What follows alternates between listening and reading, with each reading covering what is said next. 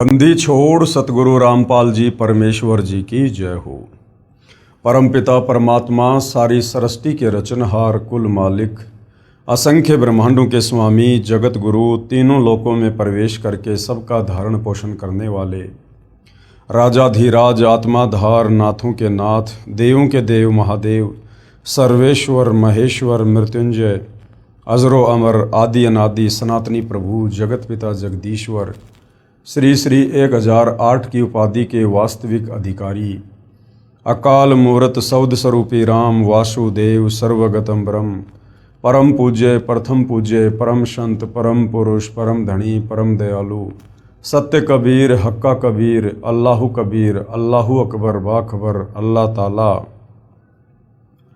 जगत के तारणहार जगत के मुक्तिदाता जगत के जगन्नाथ हारे के सहारे हिंदुओं के राम मुसलमानों के अल्लाह सिखों के वाहिगुरु ईसाइयों के मसीह दया के सागर दयानिधि करुणा के सागर करुणानिधि स्वयंभू परिभू संकट मोचन कष्ट हरण मंगल करण दुख भंजन अविगत कबीर निर्विकार निर्विषम परमात्मा अलय अलेख सतगुरु आदि अनादि सतगुरु असली मर्यादा पुरुषोत्तम असली राम असली कृष्ण असली घनश्याम असली मुरारी राजाओं के राजा महाराजाओं के महाराजा शहंशाहों के शहंशाह सम्राटों के सम्राट भगवानों के भगवान अल्लाहों के अल्लाह प्रभुओं के प्रभु मसीहाओं के मसीह सच्चे वाहिगुरु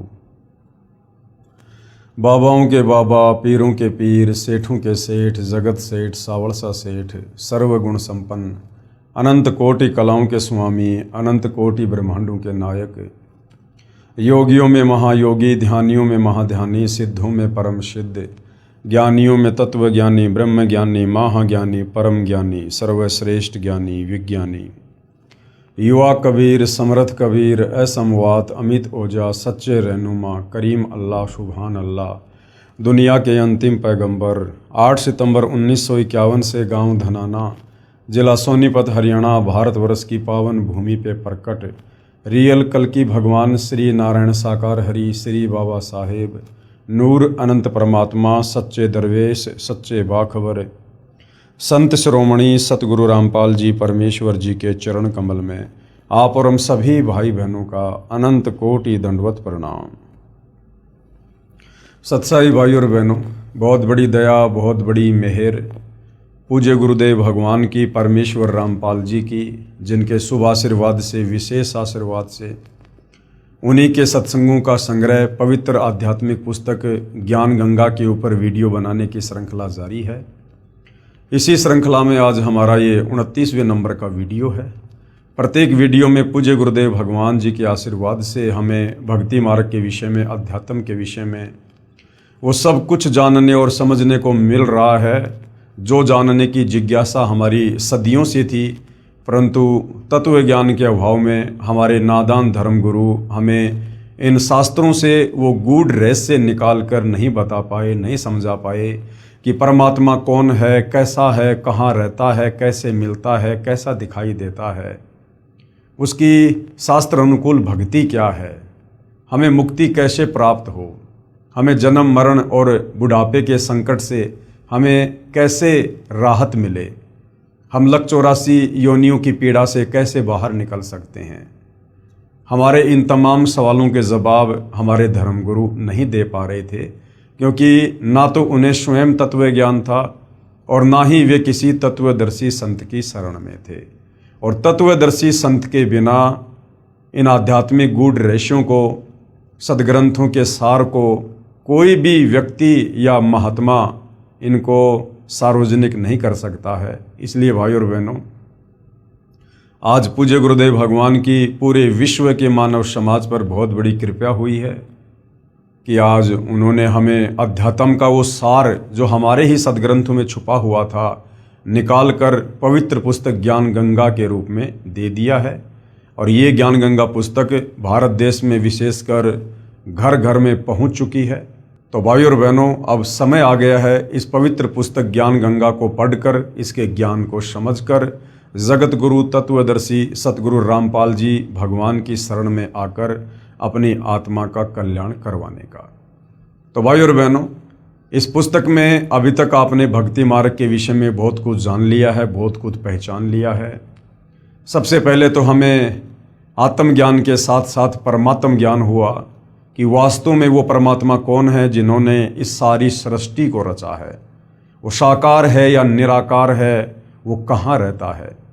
उसके बाद वो परमात्मा जिन जिन महापुरुषों को इस धरती पर स्वयं ही सतलोक से गति करके चलकर आकर मिले, उन आत्माओं को फिर अपना सचखंड दिखाया, सर्व ब्रह्मांडों की स्थिति से परिचित करवाया। उसके बाद उन आत्माओं ने भी अपनी वाणियों के माध्यम से देश और दुनिया को जगाया।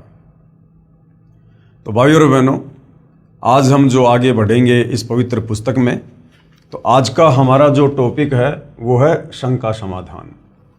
यानी इतना ज्ञान सुनने और समझने के बाद भी काल प्रेरणा से कुछ शंकाएं मन में रह जाती हैं, जिन शंकाओं का समाधान करते हुए सतगुरु रामपाल जी हमें समझाना चाह रहे हैं कि कोई शंका मन में मत रखिए। परमेश्वर जी की वाणी है कि माँ मूंडू उस संत की जिससे संसा न जाए, काल खाए थोड़े शंका सब जग खाए। वो संत ही क्या, वो महात्माएं क्या, जो अपने भगत के मन में किसी प्रकार की कोई शंका छोड़ दे। तो भाई और बहनों, यदि आप ध्यानपूर्वक पवित्र पुस्तक ज्ञान गंगा को पढ़ेंगे या सतगुरु रामपाल जी के मुख कमल से जो सत्संग बोले गए हैं आप उनको सुनेंगे, तो अपने ही धर्मशास्त्रों से सारे प्रमाण देखकर हमारे मन में अध्यात्म को लेकर किसी प्रकार की कोई शंका रह नहीं जाएगी। फिर भी जो छोटी मोटी शंकाएं हैं उनका भी सतगुरु रामपाल जी ने बखूबी समाधान किया है। प्रश्न, किसी ने सवाल किया, उपरोक्त गीता सार से तो सिद्ध होता है कि ब्रह्मा जी, विष्णु जी तथा शिव जी की पूजा व्यर्थ है, यानी बेकार है। यानी सतगुरु रामपाल जी ने जो पवित्र गीता जी का सार निकाल कर इस पवित्र पुस्तक ज्ञान गंगा में डाल दिया है, तो साधक कह रहा है कि इस पवित्र पुस्तक से गीता जी का सार समझकर तो ऐसा लगा कि जैसे श्री ब्रह्मा, श्री विष्णु और श्री शंकर जी की पूजा बिल्कुल व्यर्थ है, बिल्कुल बेकार है। परंतु मैं तो 30 वर्ष से श्री शिव जी की पूजा कर रहा हूँ तथा भगवान श्री कृष्ण जी मेरे बहुत प्रिय हैं। मैं इन प्रभुओं को नहीं छोड़ सकता, मेरा इनसे विशेष लगाव हो चुका है। श्री गीता जी का नित्य पाठ करता हूँ। हरे राम हरे कृष्ण राधे श्याम सीताराम, ओम नमः शिवाय, ओम नमो भगवते वासुदेवाय आदि नाम जाप करता हूँ। सोमवार का व्रत भी रखता हूँ, कावड़ भी लाता हूँ तथा धामों पर भी दान करने जाता हूँ, मंदिर में मूर्ति पूजा करने भी जाता हूँ, स्वर्ग प्राप्ति की इच्छा करता हूँ तथा परंपरागत पूजा के कारण एक महंत से उपदेश भी ले रखा है। तो सतगुरु रामपाल जी उस जिज्ञासु को क्या कुछ समझा रहे हैं। कृपया आप पुनः उपरोक्त गीता सार को पढ़ो। जब तक तत्व ज्ञान से पूर्ण परिचित आप नहीं होंगे तब तक ये शंका रूपी कांटा खटकता ही रहेगा। जैसे ऊपर उदाहरण है कि उल्टा लटका हुआ संसार रूपी वृक्ष है, जिसकी मूल यानी जड़ तो पूर्ण परमात्मा परमेश्वर है और तीनों गुण रूपी रजगुण ब्रह्मा, सतगुण विष्णु और तमगुण शिव ये उसकी शाखाएं हैं।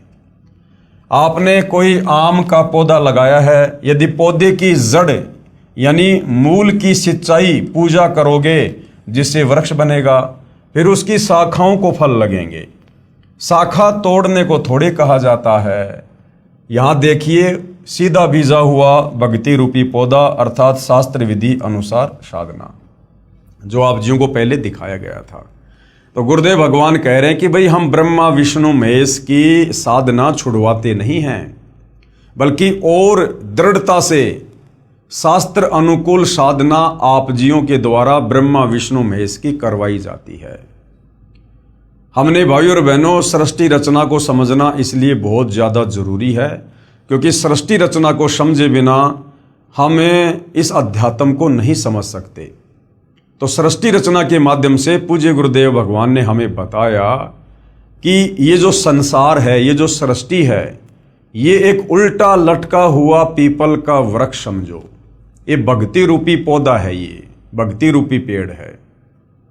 ठीक है, यानी ऊपर को कबीर परमेश्वर, कबीर प्रभु, कबीर परमात्मा जो सबसे ऊपर अनामी लोक में रहते हैं। उसके बाद 3 लोकों की ओर रचना की। शतलोक में परमात्मा ने सृष्टि की, जहां बैठकर परमात्मा सारे ब्रह्मांडों का पालन पोषण करते हैं।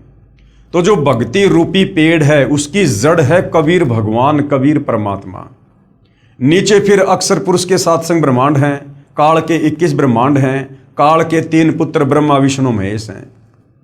अब हम नादानों ने ब्रह्मा विष्णु महेश की जानकारी होने के कारण, क्योंकि हमारे नादान धर्म गुरु तत्व ज्ञान के अभाव से ब्रह्मा विष्णु महेश से ऊपर कोई भगवान सिद्ध कर ही नहीं पाए, तो आम समाज ने ब्रह्मा विष्णु महेश यानी पेड़ की शाखाओं को ही पूजना शुरू कर दिया।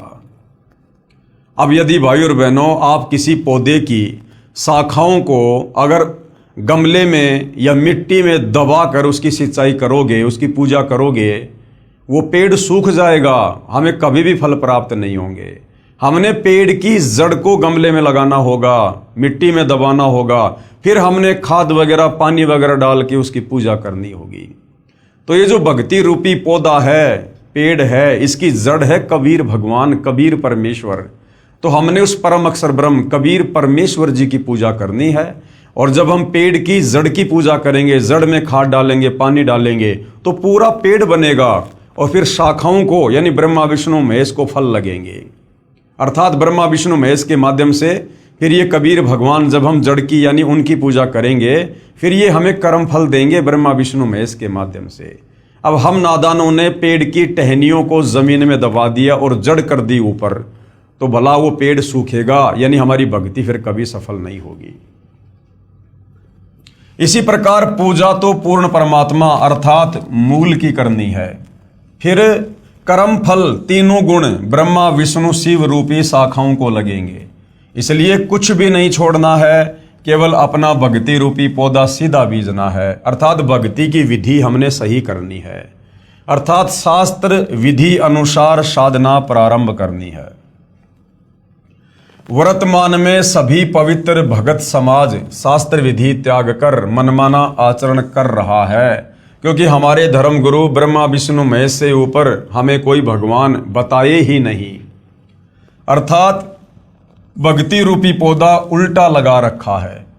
यदि किसी ने ऐसे पौधा बीज रखा हो तो उसे मूर्ख ही कहा जाता है।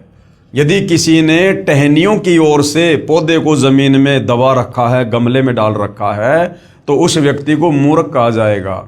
इसीलिए तो गीता अध्याय 7 श्लोक नंबर 12 से 15 में गीता का ज्ञान देने वाला काल ब्रह्म खुद कह रहा है कि जो प्राणी तीनों गुणों की रजगुण ब्रह्मा, सतगुण विष्णु, तमगुण शंकर की पूजा करते हैं, वो तो राक्षस स्वभाव को धारण किए हुए मनुष्यों में नीच दूषित कर्म करने वाले मूर्ख हैं। यानी पवित्र गीता जी जो हिंदुओं का सर्वश्रेष्ठ शास्त्र है, वो तीनों गुण यानी ब्रह्मा विष्णु महेश की पूजा करने के लिए मना कर रहा है।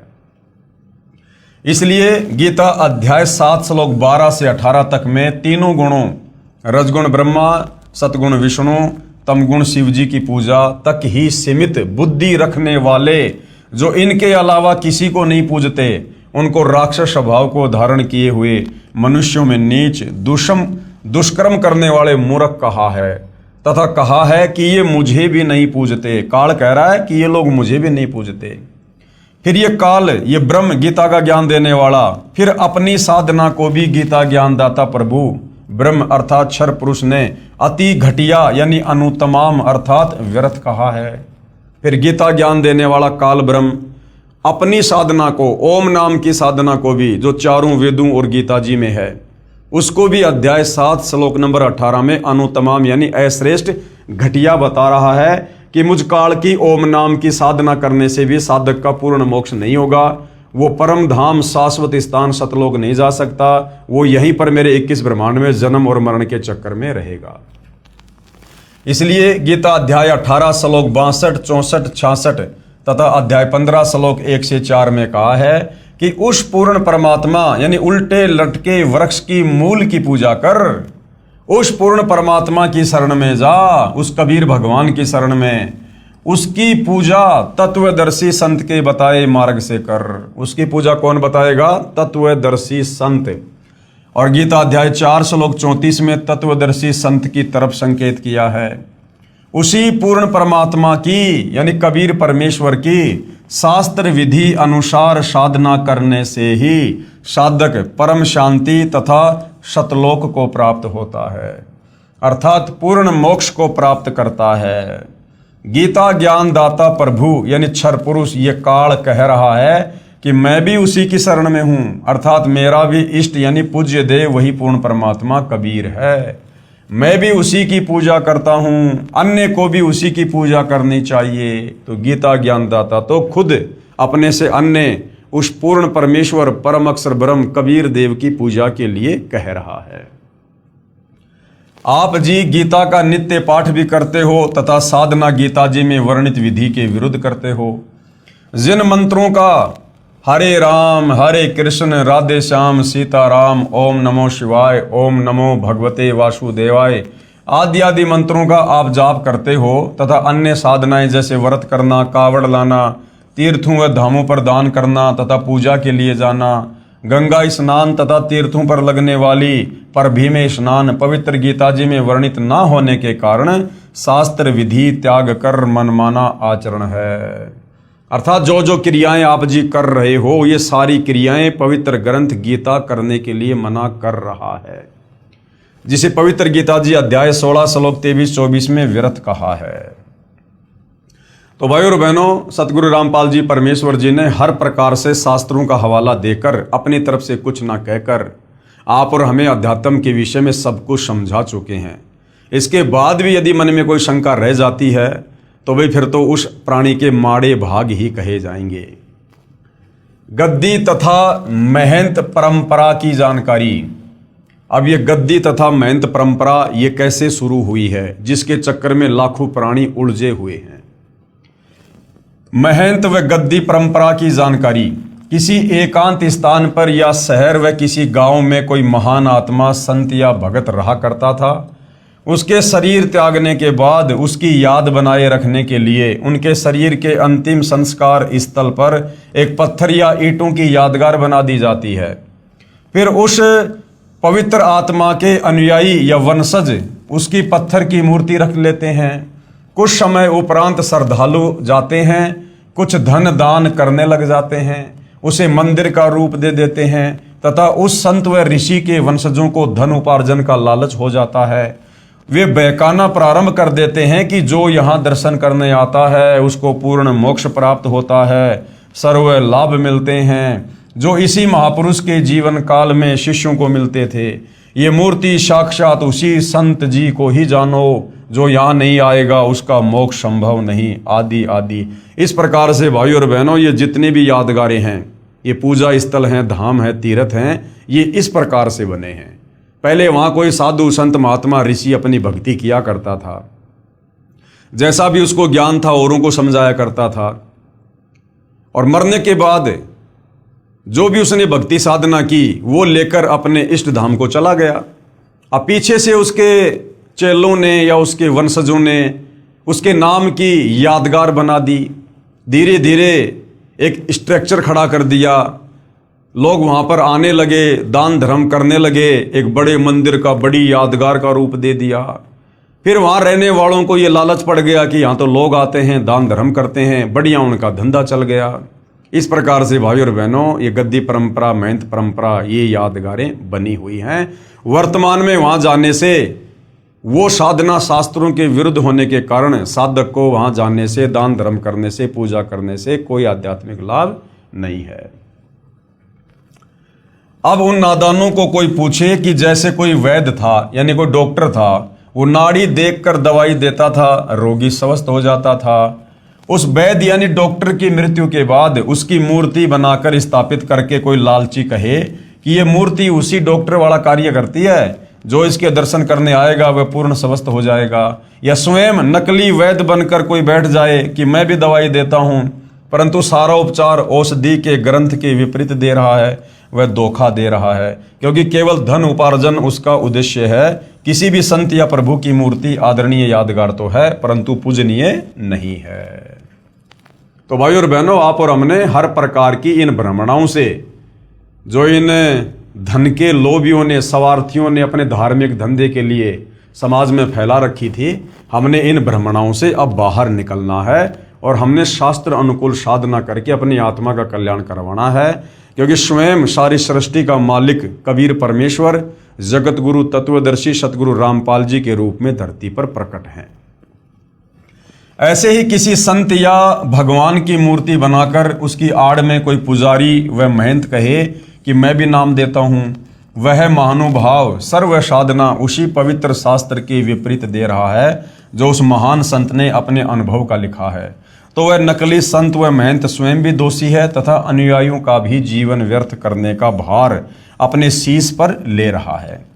संत तो एक समय में एक ही आता है, एक समय में पृथ्वी पर एक ही पूर्ण संत होता है।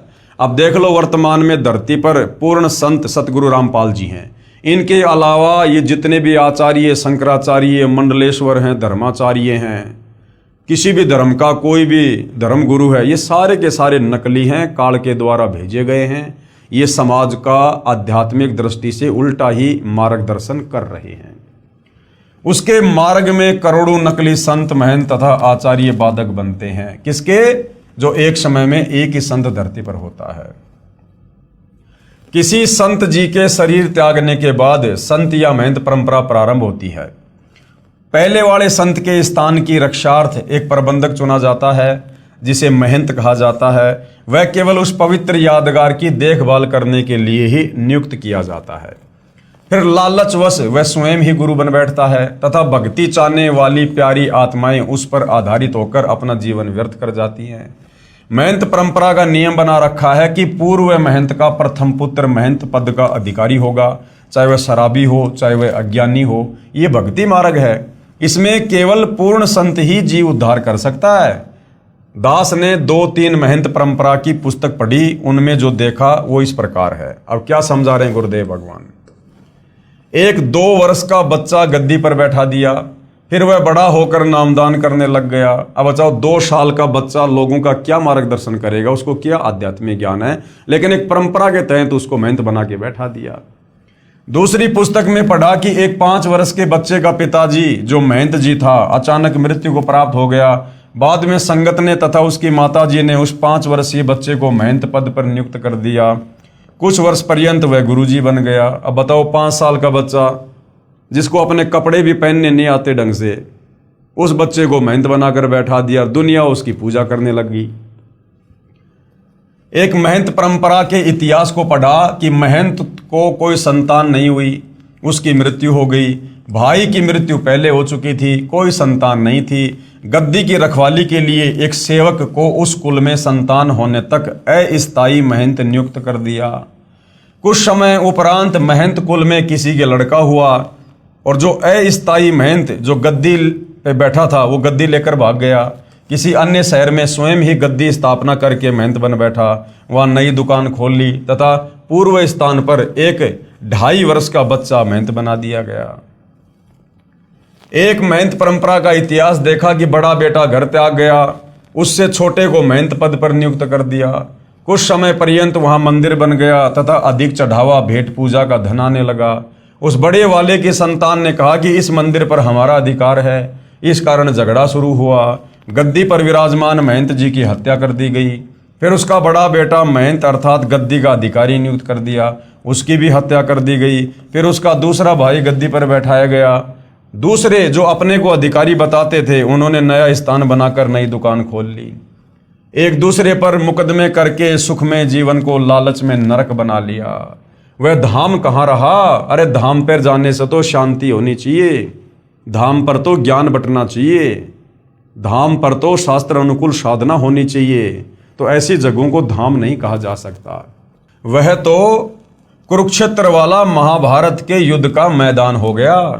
कुछ महंतों ने संत बनाने की एजेंसी ले रखी है, लाल कपड़े धारण करवाते हैं, पूर्व नाम को बदलकर अन्य नाम रख देते हैं, फिर वह बनावटी महंत का बनावटी शिष्य नकली संत बनकर भोली आत्माओं के जीवन के साथ खिलवाड़ करता रहता है तथा अनमोल मनुष्य जीवन को स्वयं भी व्यर्थ कर रहा है तथा भोली आत्माओं के जीवन को भी नाश कर रहा है तथा महापाप का भागी बन रहा है।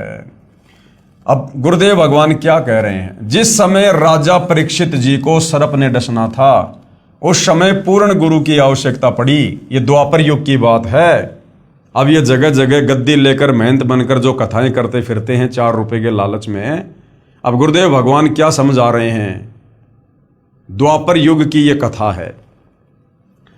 जिस समय राजा परीक्षित जी को सर्प ने डसना था उस समय पूर्ण गुरु की आवश्यकता पड़ी, क्योंकि पूर्ण संत बिना जीव का कल्याण असंभव है।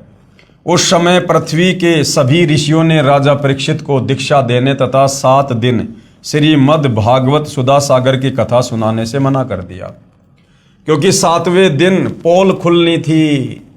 इस कारण से कोई सामने नहीं आया। स्वयं श्रीमद् भागवत सुधा सागर के लेखक महर्षि वेदव्यास जी ने भी असमर्थता व्यक्त की, क्योंकि वे ऋषिजन प्रभु से डरने वाले थे, इसलिए भी राजा परीक्षित के जीवन से खिलवाड़ करना उचित नहीं समझा।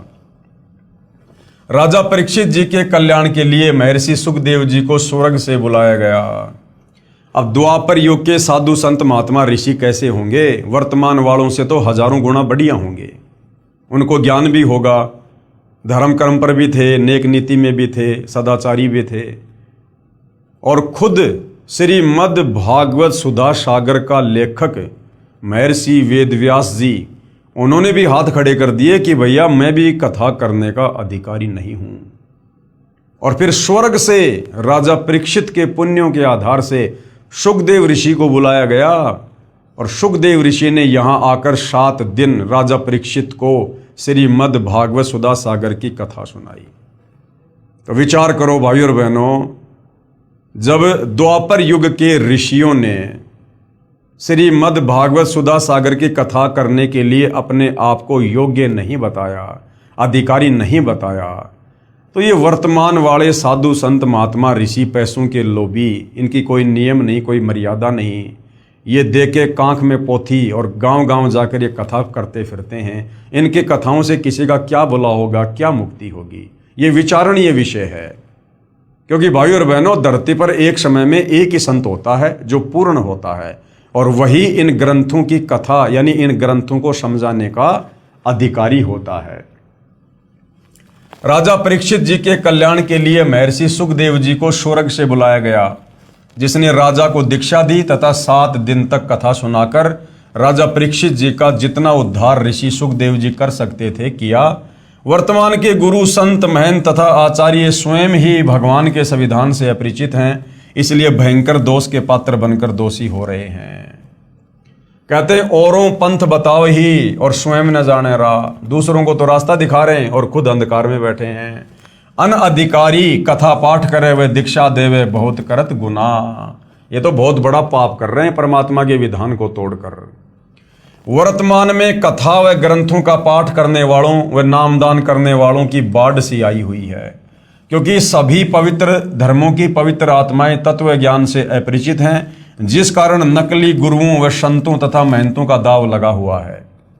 जिस समय पवित्र भगत समाज आध्यात्मिक तत्व ज्ञान से परिचित हो जाएगा, उस समय इन नकली संतों गुरुओं व आचार्यों को छुपने का स्थान नहीं मिलेगा। पलायन करके पीछा छुड़वाना पड़ेगा। जब भगत समाज तत्व ज्ञान से परिचित हो जाएगा, जगत गुरु तत्वदर्शी सतगुरु रामपाल जी के सत्संग सुनकर, उनकी पुस्तकें पढ़कर। अब भाइयों और बहनों, जितने भी ये तीर्थ हैं, ये धाम हैं, इनकी वास्तव में शुरुआत कैसे हुई? जब तक हम परमात्मा चाहने वाली आत्माओं को इसकी जड़ का नहीं पता चलेगा, तब तक हम इन तीर्थों पर, इन धामों पर यूं ही जाकर अपना धन और अनमोल समय बर्बाद करवाते रहेंगे। पवित्र तीर्थ तथा धाम की जानकारी किसी साधक ऋषि जी ने किसी स्थान या जलाशय पर बैठकर साधना की या अपनी आध्यात्मिक शक्ति का कोई प्रदर्शन किया, वह अपनी भक्ति कमाई करके साथ ले गया यानी मरने के बाद, तथा अपने इष्ट लोक को प्राप्त हुआ। उस साधना स्थल का बाद में तीर्थ या धाम नाम पड़ गया। अब कोई उस स्थान को देखने जाए कि यहाँ कोई साधक रहा करता था उसने बहुतों का कल्याण किया। अब न तो वहाँ संत जी हैं जो उपदेश दे सके, वह तो अपनी कमाई करके चला गया।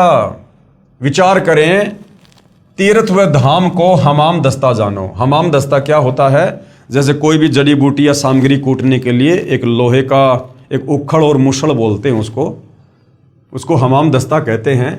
एक 1.5 फुट का लोहे का गोल पात्र लगभग 9 इंच परिधि का उखड़ जैसा होता है तथा 1.5 फुट लंबा तथा 2 इंच परिधि का गोल लोहे का डंडा सा मुसड़ जैसा होता है, जो सामग्री व दवाइयां आदि कूटने के काम आता है। उसे हमाम दस्ता कहते हैं। एक व्यक्ति अपने पड़ोसी का हमाम दस्ता मांग कर लाया। उसने हवन की सामग्री कूटी तथा मांझ धोकर लौटा दिया। जिस कमरे में हमाम दस्ता रखा था उस कमरे में सुगंध आने लगी उस जड़ी बूटी की। घर के सदस्यों ने देखा कि यह सुगंध कहाँ से आ रही है, तो पता चला कि हमाम दस्ते से आ रही है। वे समझ गए कि पड़ोसी ले गया था, उसने कोई सुगंध युक्त वस्तु कूटी होगी और कुछ दिन बाद वो सुगंध भी आना फिर बंद हो जाती है। इसी प्रकार ये तीर्थ और धाम है भाई और बहनों। इसी प्रकार तीर्थ व धाम को एक हमाम दस्ता जानो। जैसे सामग्री कूटने वाले ने अपनी सारी वस्तु पहुंच कर रख दी, खाली हमाम दस्ता लौटा दिया। अब कोई उस हमाम दस्ते को सूंघ कर ही कृतार्थ माने तो नादानी है। उसको भी सामग्री लानी पड़ेगी, तब पूर्ण लाभ होगा। ठीक इसी प्रकार किसी धाम व तीर्थ पर रहने वाला पवित्र आत्मा तो राम नाम की सामग्री कूटकर, यानी जैसे भी उसके पास भक्ति थी वो करके और अपना शरीर छोड़ के झाड़ पहुंचकर अपनी सर्व कमाई को साथ ले गया। बाद में अनजान श्रद्धालु उस स्थान पर जाने मात्र से कल्याण समझे तो उनके मार्गदर्शकों यानी गुरुओं की शास्त्र विधि रहित बताई साधना का ही परिणाम है। उस महान आत्मा संत की तरह भगवान की साधना करने से ही कल्याण संभव होगा। उन तीर्थों के धामों के चक्कर काटने से कुछ नहीं मिलेगा। उसके लिए तत्वदर्शी संत की खोज करके उससे उपदेश लेकर आजीवन भक्ति करके मोक्ष प्राप्त करना चाहिए। शास्त्र विधि अनुकूल सत साधना गुरुदेव कह रहे हैं मुझ दास के पास उपलब्ध है, कृपया निःशुल्क प्राप्त करें। ऐसी अनमोल वस्तु जिसका कोई मूल्य नहीं है, जिस साधना से जिन मंत्रों के जाप से हमारी आत्मा का कल्याण होगा, जन्म जन्म का संताप कटेगा। युगों युगों से हम जो जन्म मरण का कष्ट भोग रहे हैं, 184 योनि में गधे कुत्ते सूअर बनकर यातना भोग रहे हैं, नरक भोग रहे हैं, हमारा वो रोग कटेगा। ऐसी अनमोल वस्तु तीनों लोकों में जिसके समान कोई कीमती वस्तु नहीं, वो हमें सतगुरु रामपाल जी मुफ्त में दे रहे हैं, मुफ्त में। और भाई और बहनों, युगों युगों के बाद दाव लगता है सत भक्ति का, युगों युगों के बाद। अब गुरुदेव बता रहे श्री अमरनाथ धाम की स्थापना कैसे हुई, जहां दुनिया जाती है दर्शन करने के लिए कि हमारी मुक्ति होगी, मोक्ष होगा, हमारे को पुण्य मिलेंगे। तो पहले वहां जाने से पहले ये जान लो कि अमरनाथ धाम की स्थापना कैसे हुई। भगवान शंकर जी ने पार्वती जी को एकांत स्थान पर उपदेश दिया था, यानी नाम दीक्षा दी थी, जिस कारण से माता पार्वती जी इतनी मुक्त हो गई कि जब तक भगवान शिव जी यानी तमोगुण की मृत्यु नहीं होगी तब तक उमा जी की भी मृत्यु नहीं होगी। 7 ब्रह्मा जी की मृत्यु के उपरांत भगवान विष्णु की मृत्यु होती है और 7 विष्णु जी की मृत्यु के बाद शिव जी की मृत्यु होती है। तब माता पार्वती जी भी मृत्यु को प्राप्त होगी। यानी भगवान शंकर से नाम उपदेश लेकर पार्वती जी इतनी अमर हो गई कि जब तक भगवान शंकर नहीं मरेगा तब तक पार्वती भी नहीं मरेगी। लेकिन मरेंगे भगवान शंकर भी और मरेगी फिर पार्वती भी। तब माता पार्वती जी भी मृत्यु को प्राप्त होगी। पूर्ण मोक्ष नहीं हुआ, क्योंकि जब शंकर जी का ही मोक्ष नहीं है तो पार्वती जी का कैसे होगा। फिर भी जितना लाभ पार्वती जी को हुआ वह भी अधिकारी से उपदेश मंत्र लेकर हुआ। बाद में श्रद्धालुओं ने उस स्थान की याद बनाए रखने के लिए उसको सुरक्षित रखा तथा दर्शक जाने लगे। जिस जगह पर भगवान शंकर ने पार्वती जी को मंत्र दिए थे उसको अमरनाथ कहते हैं, उस जगह को अमरनाथ कहते हैं जहां पर पार्वती जी को अमर मंत्र दिए थे। बाद में लोगों ने उस जगह को सुरक्षित बनाए रखने के लिए वहां पर एक यादगार बना दी। अब गुरुदेव कह रहे हैं जैसे ये दास, यानी अपने लिए गुरुदेव कह रहे हैं कि स्थान स्थान पर जा जाकर सत्संग करता है, वहां पर खीर व हलवा भी बनाया जाता है। जो भगत आत्मा उपदेश प्राप्त कर लेता है उसका कल्याण हो जाता है। सत्संग की समाप्ति के बाद सभी टेंट आदि उखाड़कर दूसरे स्थान पर सत्संग के लिए चले गए। पूर्व स्थान पर केवल मिट्टी या ईंटों की बनाई भट्टी व चूल्हे से छोड़ दिए। फिर कोई उसी शहर के व्यक्ति से कहे कि आओ आपको वह जगह दिखाकर लाता हूं जहां सतगुरु रामपाल जी का सत्संग हुआ था, खीर बनाई थी। बाद में उन भट्टियों को देखने जाने वाले को न तो खीर मिलेगी, न ही सत्संग के अमृत वचन सुनने को मिलेंगे, और ना ही उपदेश प्राप्त हो सकता जिससे कल्याण हो सके। उसके लिए संत ही खोजना पड़ेगा। जहां सत्संग चल रहा हो वहां पर सर्व कार्य सिद्ध होंगे। तो भाई दुनिया जिस अमरनाथ पर जाती है भक्ति भाव से, वहां ना तो भगवान शंकर है ना पार्वती है, केवल वो एक यादगार है। और वहां पर चाहे चक्कर काटना तो छोड़ो, अगर वहां पर तुम खुद भी रहने लग जाओ, यदि तुम वहां पर बस जाओ तो भी तुम्हारी आत्मा का कल्याण नहीं है। ठीक इसी प्रकार तीर्थों व धामों पर जाना तो उस यादगार स्थान रूपी भट्ठी को देखना मात्र ही है। यह पवित्र गीता जी में वर्णित ना होने से शास्त्र विरुद्ध हुई, जिससे कोई लाभ नहीं। इसका प्रमाण पवित्र गीता अध्याय 16 श्लोक 23-24 में कि अर्जुन, शास्त्र विधि को त्याग कर जो मनमानी भक्ति पूजा करते हैं उनको कोई लाभ नहीं, उनकी कोई गति नहीं, उनकी कोई मुक्ति नहीं। तत्व ज्ञानहीन संतों व महंतों तथा आचार्यों द्वारा भ्रमित श्रद्धालु तीर्थों व धामों पर आत्म कल्याणार्थ जाते हैं। श्री अमरनाथ जी की यात्रा पर गए श्रद्धालु 3-4 बार बर्फानी तूफान में दबकर मृत्यु को प्राप्त हुए। प्रत्येक बार मरने वालों की संख्या हजारों में होती थी। विचारणीय विषय है कि यदि श्री अमरनाथ जी के दर्शन व पूजा लाभदायक होती तो क्या भगवान शिव उन भक्तों की रक्षा नहीं करते? अर्थात प्रभु शिव जी भी शास्त्र विरुद्ध साधना से अप्रसन्न हैं। भगवान शंकर भी इन पाखंडों से प्रसन्न नहीं है, इस प्रकार की साधनाओं से। वैष्णो देवी के मंदिर की स्थापना कैसे हुई? जो श्रद्धालु वैष्णो देवी मंदिर जाते हैं भक्ति भाव से पूजा के लिए, आत्म कल्याण के लिए, तो पहले यह तो जान लो कि वैष्णो देवी मंदिर की स्थापना कैसे हुई। जब सती जी यानी उमा देवी अपने पिता राजा दक्ष के हवन कुंड में छलांग लगाने से जलकर मृत्यु को प्राप्त हुई। अब वो हवन कुंड में छलांग क्यों लगाई? गुरुदेव ने बताया, एक समय शंकर और पार्वती जी, जिसको उमा भी कहते हैं, दोनों आकाश मार्ग से जा रहे थे। उसी समय विष्णु अवतार श्री रामचंद्र जी धरती पर आए हुए थे और उनको 14 साल का वनवास मिला हुआ था, और जंगल से उनकी पत्नी सीता को रावण उठाकर ले गया था। पीछे से सीता के वियोग में वो पागलों की तरह व्यवहार कर रहे थे।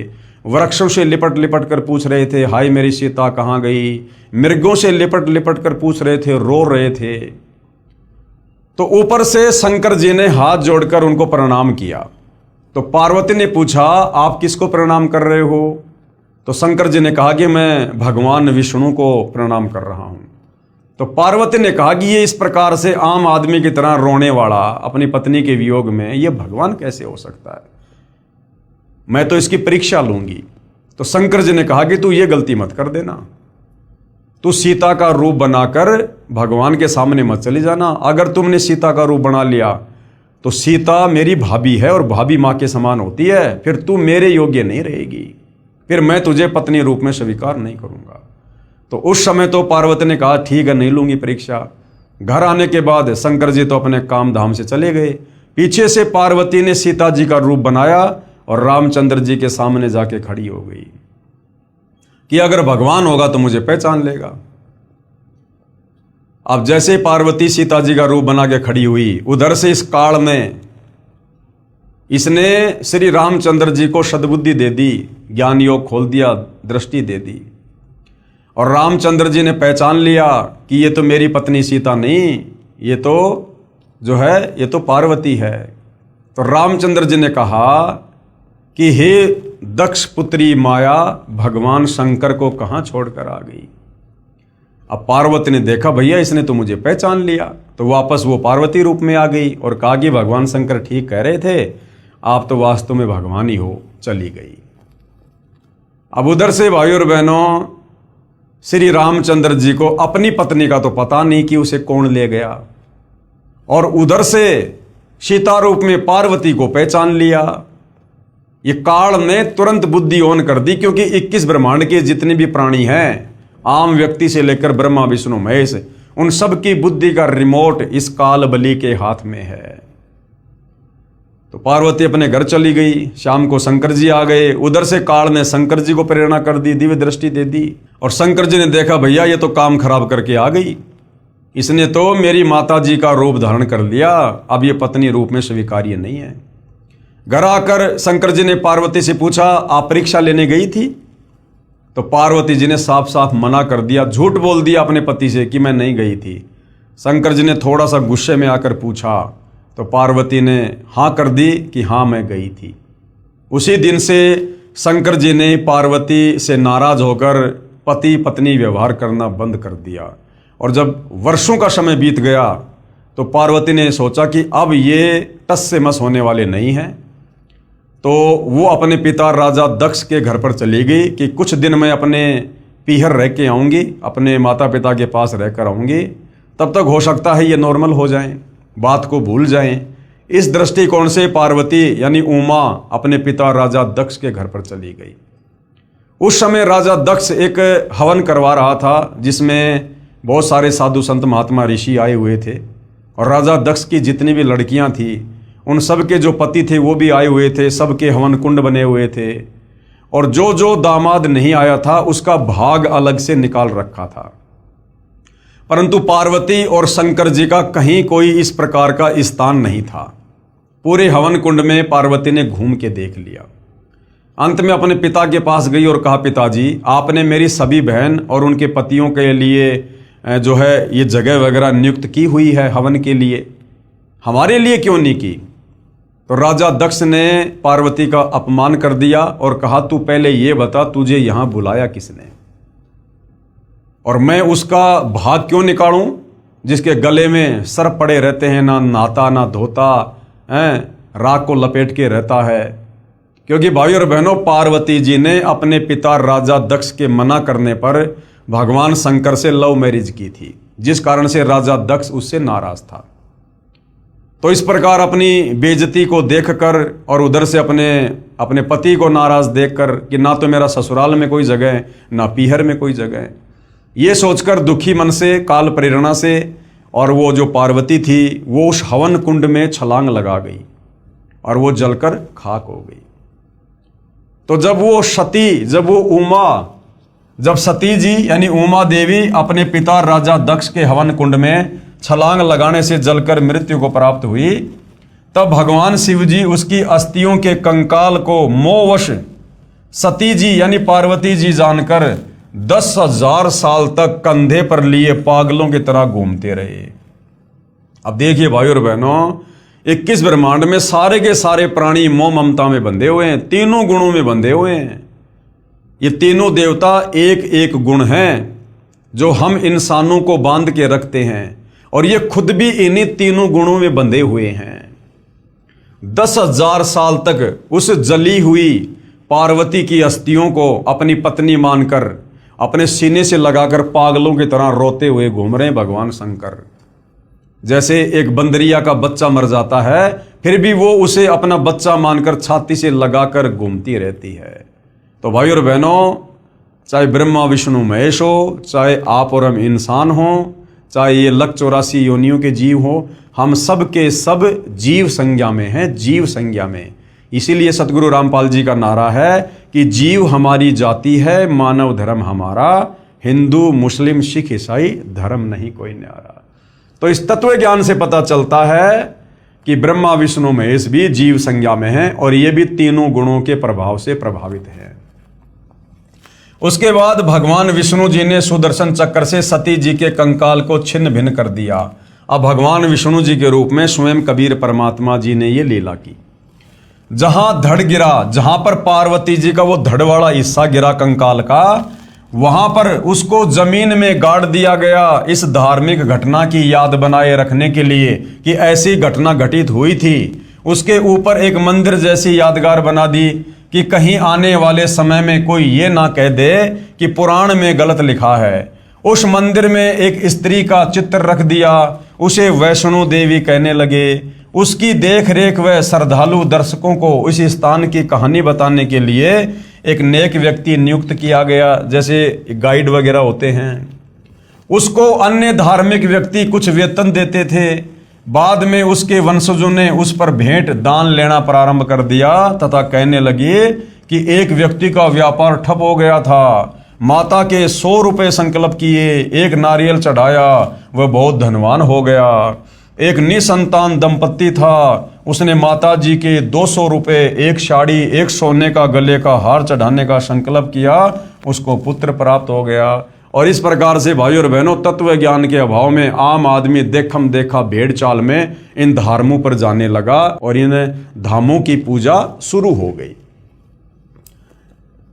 इस प्रकार भोली आत्माएं इन दंत कथाओं पर आधारित होकर अपनी पवित्र गीता जी तथा पवित्र वेदों को भूल गए कि हमारी गीता और वेदों में भगवान प्राप्ति के लिए, मुक्ति के लिए क्या भक्ति साधना लिखी है, उसको तो भूल गए और भेड़ चाल में इन तीर्थों पर, धामों पर जाना शुरू कर दिया, जिसमें वह सर्व साधनाएं शास्त्र विधि रहित लिखी हैं, जिसके कारण न कोई सुख होता है, न कोई कार्य सिद्ध होता है और न ही परम गति अर्थात मुक्ति होती है। कहाँ? इन धामों पर जाने से, तीर्थों पर जाने से, क्योंकि गीता और चारों वेद इन साधनाओं को करने के लिए मना कर रहे हैं। इसका प्रमाण पवित्र गीता अध्याय 16 मंत्र 23-24 में है। इसी प्रकार जहां देवी की आंखें गिरी वहां नैना देवी का मंदिर, जहां जिव्या गिरी वहां पर श्री जवाली जी के मंदिर तथा जहां धड़ गिरा वहां वैष्णो देवी के मंदिर की स्थापना हो गई। तो भाइयों और बहनों, इस प्रकार से इन धामों की शुरुआत हुई है जिनको आज दुनिया पूजने के लिए जाती है, जबकि ये तमाम साधनाएं हमारे धर्मशास्त्रों के विरुद्ध होने के कारण, पवित्र गीता और पवित्र चारों वेदों के विपरीत होने के कारण इसको मनमाने आचरण की संज्ञा दी गई है। अध्याय 16 श्लोक 23-24 कि अर्जुन, जो व्यक्ति शास्त्र विधि को त्याग कर मनमाना आचरण करते हैं, मनमानी पूजा पाठ करते हैं, मनमाने मंत्रों का जाप करते हैं जो गीता और वेदों में नहीं है, उनकी ना तो मुक्ति होगी मरने के बाद में, अर्थात वो कभी भूत बनेंगे, कभी पिशाच बनेंगे, कभी वो पितर बनेंगे, नरक में जाएंगे, लक 84 में जाएंगे। ना उनका कोई कार्य सिद्ध हो सकता और ना उनकी गति हो सकती। इसलिए गीता अध्याय 16 श्लोक 24 में फिर कहा कि अर्जुन, कौन से भक्ति कर्म करने चाहिए, कौन से भक्ति कर्म नहीं करने चाहिए, इसके लिए शास्त्र ही प्रमाण है। अन्य किसी की दंत कथा पर, लोक वेद पर, सुनी सुनाई बातों पर यकीन करके भक्ति मार्ग को मत अपना लेना। तो भाइयों और बहनों, हर प्रकार से सतगुरु रामपाल जी परमात्मा चाहने वाली आत्माओं का समाधान कर रहे हैं। यानी यदि हमने इस अनमोल मनुष्य जन्म से परमात्मा की प्राप्ति करनी है, ये अनमोल मनुष्य जन्म हमें केवल परमात्मा प्राप्ति के लिए ही मिलता है, क्योंकि लक 84 योनियां भोगने के बाद एक मनुष्य जन्म हमें परमात्मा देता है। इसलिए कहते हैं कि मानव जन्म दुर्लभ है, ये मिले न बारंबार, और जैसे पेड़ से पत्ता टूट जाए फिर वापस नहीं लगता डार। तो क्या करना चाहिए इस मनुष्य जन्म से? मानव जन्म पाए कर जो नहीं रटे हरि नाम। हरि नाम का मतलब है परमात्मा की सत भक्ति, शास्त्र अनुकूल साधना, तत्वदर्शी संत से उपदेश लेकर, कि मानव जन्म पाए के, मानव जन्म में स्त्री और पुरुष दोनों आ जाते हैं। मनुष्य जन्म पाए कर जो नहीं रटे हरि नाम। भाई जैसे कुआं जल बिना फिर बनवाया क्या काम। अगर इस मनुष्य जन्म को प्राप्त करके तत्वदर्शी संत की शरण में आकर शास्त्र अनुकूल भक्ति नहीं की तो ऐसा है जैसे आपने कुआं बनाया और कुएं में जल है नहीं, लेकिन कुएं के ऊपर आप जी बढ़िया बढ़िया चित्रकारी कर रहे हो, तो क्या फायदा उस कुएं के ऊपर वो चित्रकारी करने का जब उसमें जल ही नहीं है, वो इच्छित वस्तु ही नहीं है। तो भाइयों और बहनों, बड़ी मुश्किल से परमेश्वर ने हमें ये मनुष्य जन्म बख्शा है।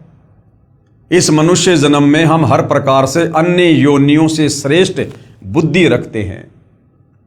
लक 84 योनियों में गधे, कुत्ते, सुअर, बैल, मक्खी, मच्छर, हाथी, भेड़िया, सिंह, इनको वो बुद्धि नहीं है। इनको आत्मचिंतन की, मंथन की, एक दूसरे से सलाह मशवरा करने की वो सद्बुद्धि प्राप्त नहीं है जो हम मनुष्यों को है। हमें परमेश्वर ने इनसे विशेष बुद्धि दी है, विशेष हमारे को शरीर दिया है।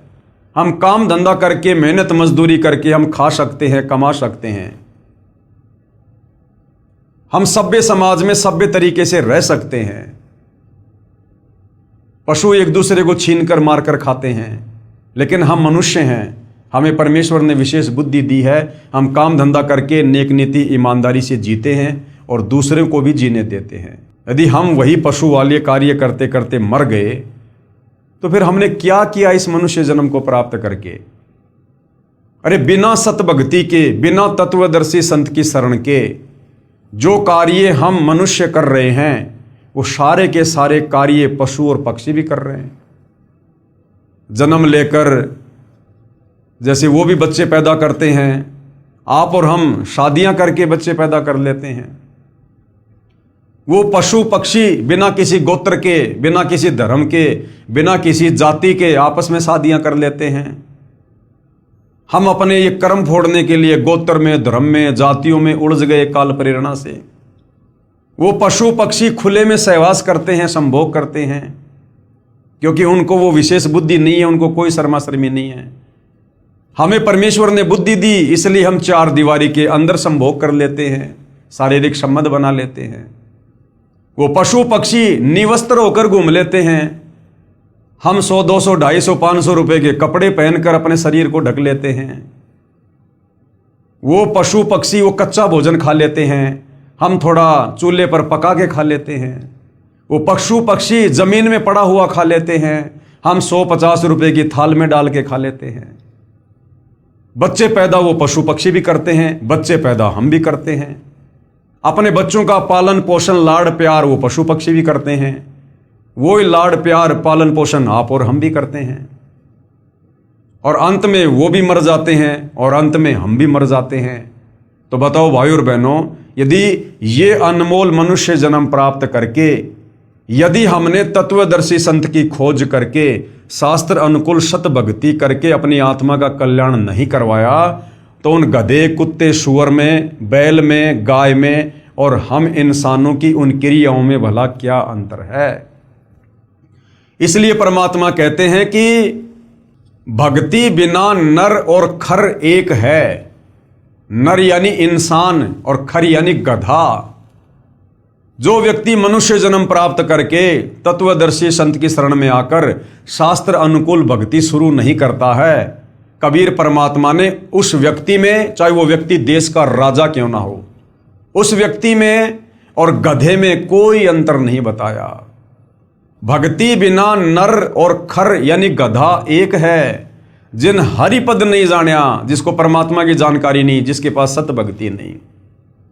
भक्ति बिना नर और खर एक है, जिन हरिपद नहीं जानिया, और पूर्ण ब्रह्म की परख नहीं रे, पूज मरे पाषाणा।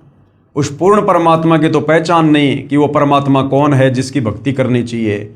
और मंदिरों में, मस्जिदों में, चर्चों में, गुरुद्वारों में, धामों पर, तीर्थों पर ये पत्थर पूजते फिरते हैं, जो गीता अध्याय 16 श्लोक 23-24 के अनुसार शास्त्र विधि को त्याग कर मनमाना आचरण है। तो भाई और बहनों, बड़े सौभाग्य से अनंत युगों के बाद आप और हमारा बिल्ली के भाग का छीका टूटा है। ये तत्वदर्शी संत धरती पर सदा नहीं रहते हैं, और एक समय में धरती पर एक ही संत होता है, पूर्ण संत, जिसकी पहचान गीता अध्याय 15 श्लोक 1 से 4 में बताई गई है कि जो संत उल्टे लटके हुए भक्ति रूपी वृक्ष के प्रत्येक विभाग को बता दे कि मूल परमात्मा कौन है, ये ब्रह्मा विष्णु महेश कौन है, अक्षर पुरुष कौन है, मुक्ति कैसे होगी, शास्त्र अनुकूल साधना क्या है, वो गीता अध्याय 17 श्लोक 23 में जो 3 मंत्र हैं, ओम तत् सत, तो तत् और सत का क्या मतलब है, उसके पीछे कौन से मंत्र छुपे हुए हैं, कहते हैं वो पूर्ण संत होगा, वो तत्वदर्शी संत होगा। तो भाइयों और बहनों, पूरा सतयुग बीत गया, पूरा त्रेता युग बीत गया, पूरा द्वापर बीत गया, और 5000 साल से ज्यादा कलयुग बीत गया। आज तक वेदों और गीता में वर्णित उस उल्टे लटके संसार रूपी वृक्ष की जो व्याख्या सतगुरु रामपाल जी ने सचित्र समझाई है, आज तक किसी धर्मगुरु ने, धर्माचार्य ने नहीं समझाई है।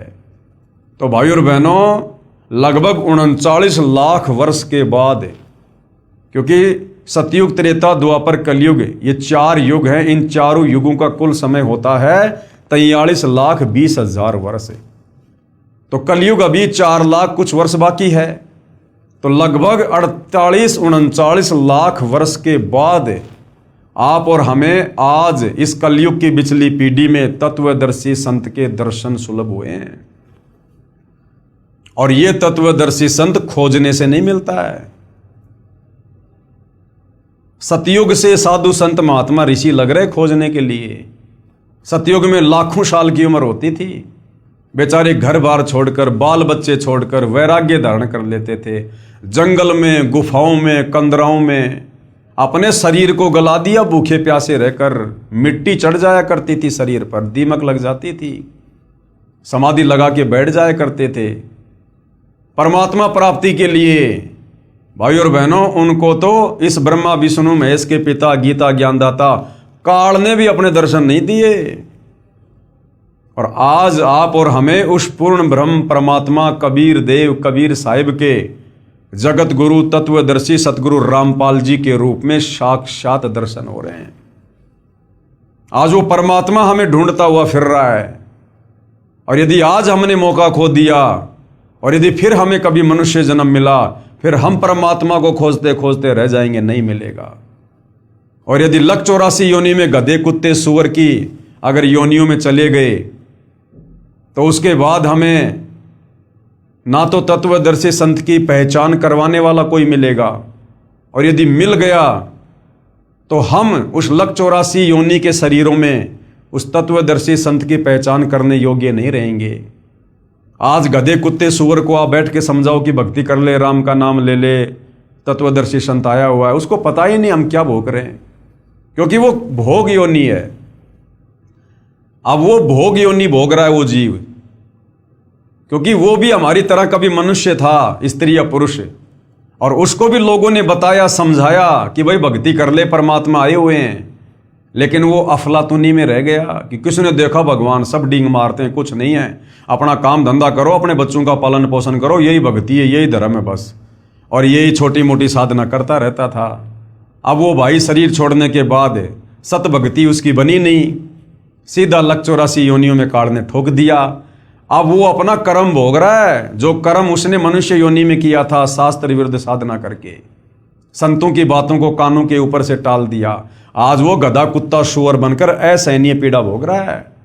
जो सुबह उठते जूस पीता था, चाय पीता था, दिन में 3 बार बढ़िया बढ़िया भोजन खाया करता था, महंगे महंगे कपड़े पहनता था, नौकरी करता था, गाड़ियों में घूमता था, आज वो गधा बन के नंगा होके घूम रहा है। और गधे को उसका मालिक कभी घर पे खाना नहीं देता, सारा दिन उससे कमर तोड़ काम लेता है, और शाम के समय कान पकड़ के उसको कुर्डियों में छोड़ देता है। जितना पेट भर सकता है वो गधा घूम घूम के भरता है। और गधे की कमर पे जख्म हो जाता है, वो मिट्टी या ईंटों का बोरा बार बार उसकी रगड़ लगने से उसकी कमर छुल जाती है, उस कमर पर घाव हो जाता है। और जब वो चरने जाता है तब वो कौवा बैठकर उसकी कमर पर चोंच से घाव को नोचता है। वो असहनीय पीड़ा भोग रहा है, लेकिन पेट भी भरना जरूरी, खाना भी खाना जरूरी। तो भाई और बहनों, फिर आप और हमारी ये हालत हो जाएगी। फिर बैल बनेंगे, ऊंट बनेंगे, फिर किसान हमारे नाक को फोड़ेगा, नाक को फोड़ के उसमें रस्सा डालेगा, और उसके संकेतों के अनुसार नहीं चलेंगे तो रस्से को खींच खींच के नाक का हाल बेहाल कर देगा। पीड़ा उस प्राणी को भी उतनी होती है जितनी आप और हमें होती है मनुष्य शरीर में। आज यदि हमारे नाक का बाल भी उखाड़ लें तो कितनी पीड़ा होती है, तुरंत आंखों में आंसू आता है। अब सोचिए उस बैल की क्या हाल होगी, उस ऊंट की क्या दशा होगी, जिसकी नकेल खींच खींच के, नाक का रस्सा खींच खींच के उसके मालिक ने। और कई बार क्या होता है, उस ऊंट के नाक में कीड़े पड़ जाते हैं, जख्म हो जाता है बार बार रस्सी खींचने से, कीड़े चलते हैं उसमें। हमने खूब देखे गांव में जब छोटे छोटे थे। तो भाई और बहनों, ये दुर्दशा आप और हमारी अनंत युगों से हो रही है। ये एक बार या 2 बार नहीं है कि हम तो खाली एक बारी लक 84 का चक्कर काटेंगे बस। अरे एक बार भी कितना भयंकर है। एक कुत्ते का जीवन देख लो भाई और बहनों, 10-15 साल की उम्र होती है, उस कुत्ते का जीवन देख लो, सुबह से लेकर शाम तक पूरी रात वो भौंकेगा क्योंकि उसकी आदत गंदी, भौंकने से उसको भूख लगेगी। सुबह क्या करेगा, किसी के घर पर जाएगा। अब उसको कौन खिलाएगा भाई, कौन खिलाएगा उसको? उसका भाग्य किसी ने टूक डाल दिया तो, नहीं तो उसके लठ पड़ेंगे, जूत पड़ेंगे उसके। भूखा मर रहा है, क्या करेगा? घर घर दौड़ेगा, ना जाने कितने घरों में जाएगा एक टूक के लिए। किसी भगवान ने टूक डाल भी दिया, मिट्टी में डालेगा। अब एक टूक से कुत्ते का पेट भरेगा क्या? जो कुत्ता इंसान से ज्यादा भोजन खाता है, एक टूक से उसकी भूख और ज्यादा बढ़ जाती है, साथ में मिट्टी खाएगा। जबरदस्ती किसी की रसोई में घुसने का प्रयास करेगा, घरवाला लठ मारेगा, फिर प्यों प्यों करता हुआ दौड़ेगा। 10-15 घरों में घूम के आएगा, फिर भी पेट नहीं भरेगा। फिर कहां जाएगा? सुबह सुबह लोग जो खेतों में लैट्रिन करने जाते हैं, फिर वहां पर जाकर लैट्रिन खाएगा। 2 कुत्तों में लड़ाई हो जाती है, एक दूसरे की गर्दन फाड़ देते हैं। बरसात का मौसम है, चौमासा, उसमें कीड़े पड़ जाते हैं। कौन इलाज कराएगा भाई साहब का? भक्ति की नहीं, अब वो कर्मदंड भोग रहा है। कीड़े पड़ गए, जख्म हो गया, ना ढंग से खाया जा रहा, ना बैठा जा रहा, ना सोया जा रहा है, गर्दन हिला हिला के कभी किसी पानी में जाएगा, कभी कहाँ जाएगा। लेकिन वो कर्म तो भाई भोगना पड़ेगा। परमात्मा कहते हैं, तुमने उस दरगाह का महल नहीं देखा, धर्मराज के तिल तिल का लेखा। जैसे कर्म मनुष्य योनि में किए थे भक्ति ना करके, अब वो कर्म भोग रहा है। खुजली हो जाती है, खुजली, पूरा शरीर छुल जाता है, बाल उड़ जाते हैं। और ऐसे कुत्ते को तो कोई अपने आसपास भी नहीं फटकने देता, लगाएगा बीमारी, लठ मारते हैं दूर से। वो जाता है भोजन के लिए और लोग दूर से उसको पत्थर मारते हैं, लठ मारते हैं। कभी एक्सीडेंट में कोई गाड़ी वगैरह, कोई मोटरसाइकिल का पहिया उसके पैर पे चढ़ जाता है, क्योंकि अहंकारी जीव है, तभी तो वो कुत्ता बना। मनुष्य जन्म में अहंकारी था, तभी तो उसको कुत्ते की योनि मिली। और कुत्ते क्या करते हैं? रोड पर बैठेंगे बीच में, और गाड़ी बिल्कुल नजदीक आने वाली होगी तब जरा सा हटेंगे। तो कई बार क्या होता है, गाड़ी का पहिया उसके ऊपर ही चढ़ जाता है और पैर टूट गया, कमर टूट गई, घिसट घिसट के चलेगा, घिसट घिसट के। ऐसी दुर्गति से एक कुत्ते का जीवन। और ऐसे ऐसे करोड़ों जन्म लगातार भी हमें कुत्ते के मिल जाते हैं। मनुष्य जन्म में जो बीज हमने बोए होते हैं कुकर्मों के, शास्त्र विरुद्ध साधना के, जरूरी नहीं है कि एक बार लक 84 योनि भोगने के बाद हमें जो मनुष्य जन्म मिलता है वो खाली एक एक शरीर धारण करके मिलता है। नहीं, अगर एक बार आप जी कुत्ते की योनि में चले गए तो जरूरी नहीं है कि एक बार कुत्ते की योनि भोगने से पीछा छूट जाएगा। नहीं, वो एक कुत्ते की योनि हमें लाखों करोड़ों बार भी भोगनी पड़ सकती है लगातार। और करोड़ों बार जब एक ही कुत्ते की योनि भोग लेंगे, इतने कष्ट भोग लेंगे, उसके बाद फिर दूसरी योनि में डालेगा काल। जिस प्रकार हमने जैन धर्म के 24वें तीर्थकर महावीर स्वामी का जीवन पढ़ा, 20 करोड़ बार बिल्ली, 20 करोड़ बार कुत्ता फलाना दिखना लगातार, क्योंकि परमात्मा का विधान है, शराब पीवे कड़वा पानी, 70 जन्म कुत्ते के जानी। जो व्यक्ति एक बार शराब पीता है, एक घूंट यानी एक कप जो शराब पीता है, उसका क्या फल है? 70 बार लगातार उसको कुत्ते के जन्म मिलेंगे। तो सोचिए पूरे जीवन में वो व्यक्ति कितनी शराब पिएगा। अब उस हिसाब से लगा लो भाई और बहनों, एक दिन शराब पीने से 70 जन्म कुत्ते के। और उस व्यक्ति की 100 साल की उम्र है, और 100 साल में यदि उसने 60 साल दारू पी है रोजाना, तो भाई और बहनों आइडिया लगा लो, लाखों जन्म कुत्ते के भोगने पड़ेंगे, लाखों जन्म लगातार। तो इस प्रकार से ये काल हमारी दुर्गति करता है। फिर गधे की योनि में डाल देगा। और फिर हमने इतने कुकर्म किए होते हैं मनुष्य योनि में, पर दोबारा स्त्री का खोला है, 70 जन्म अंधा हो डोल है।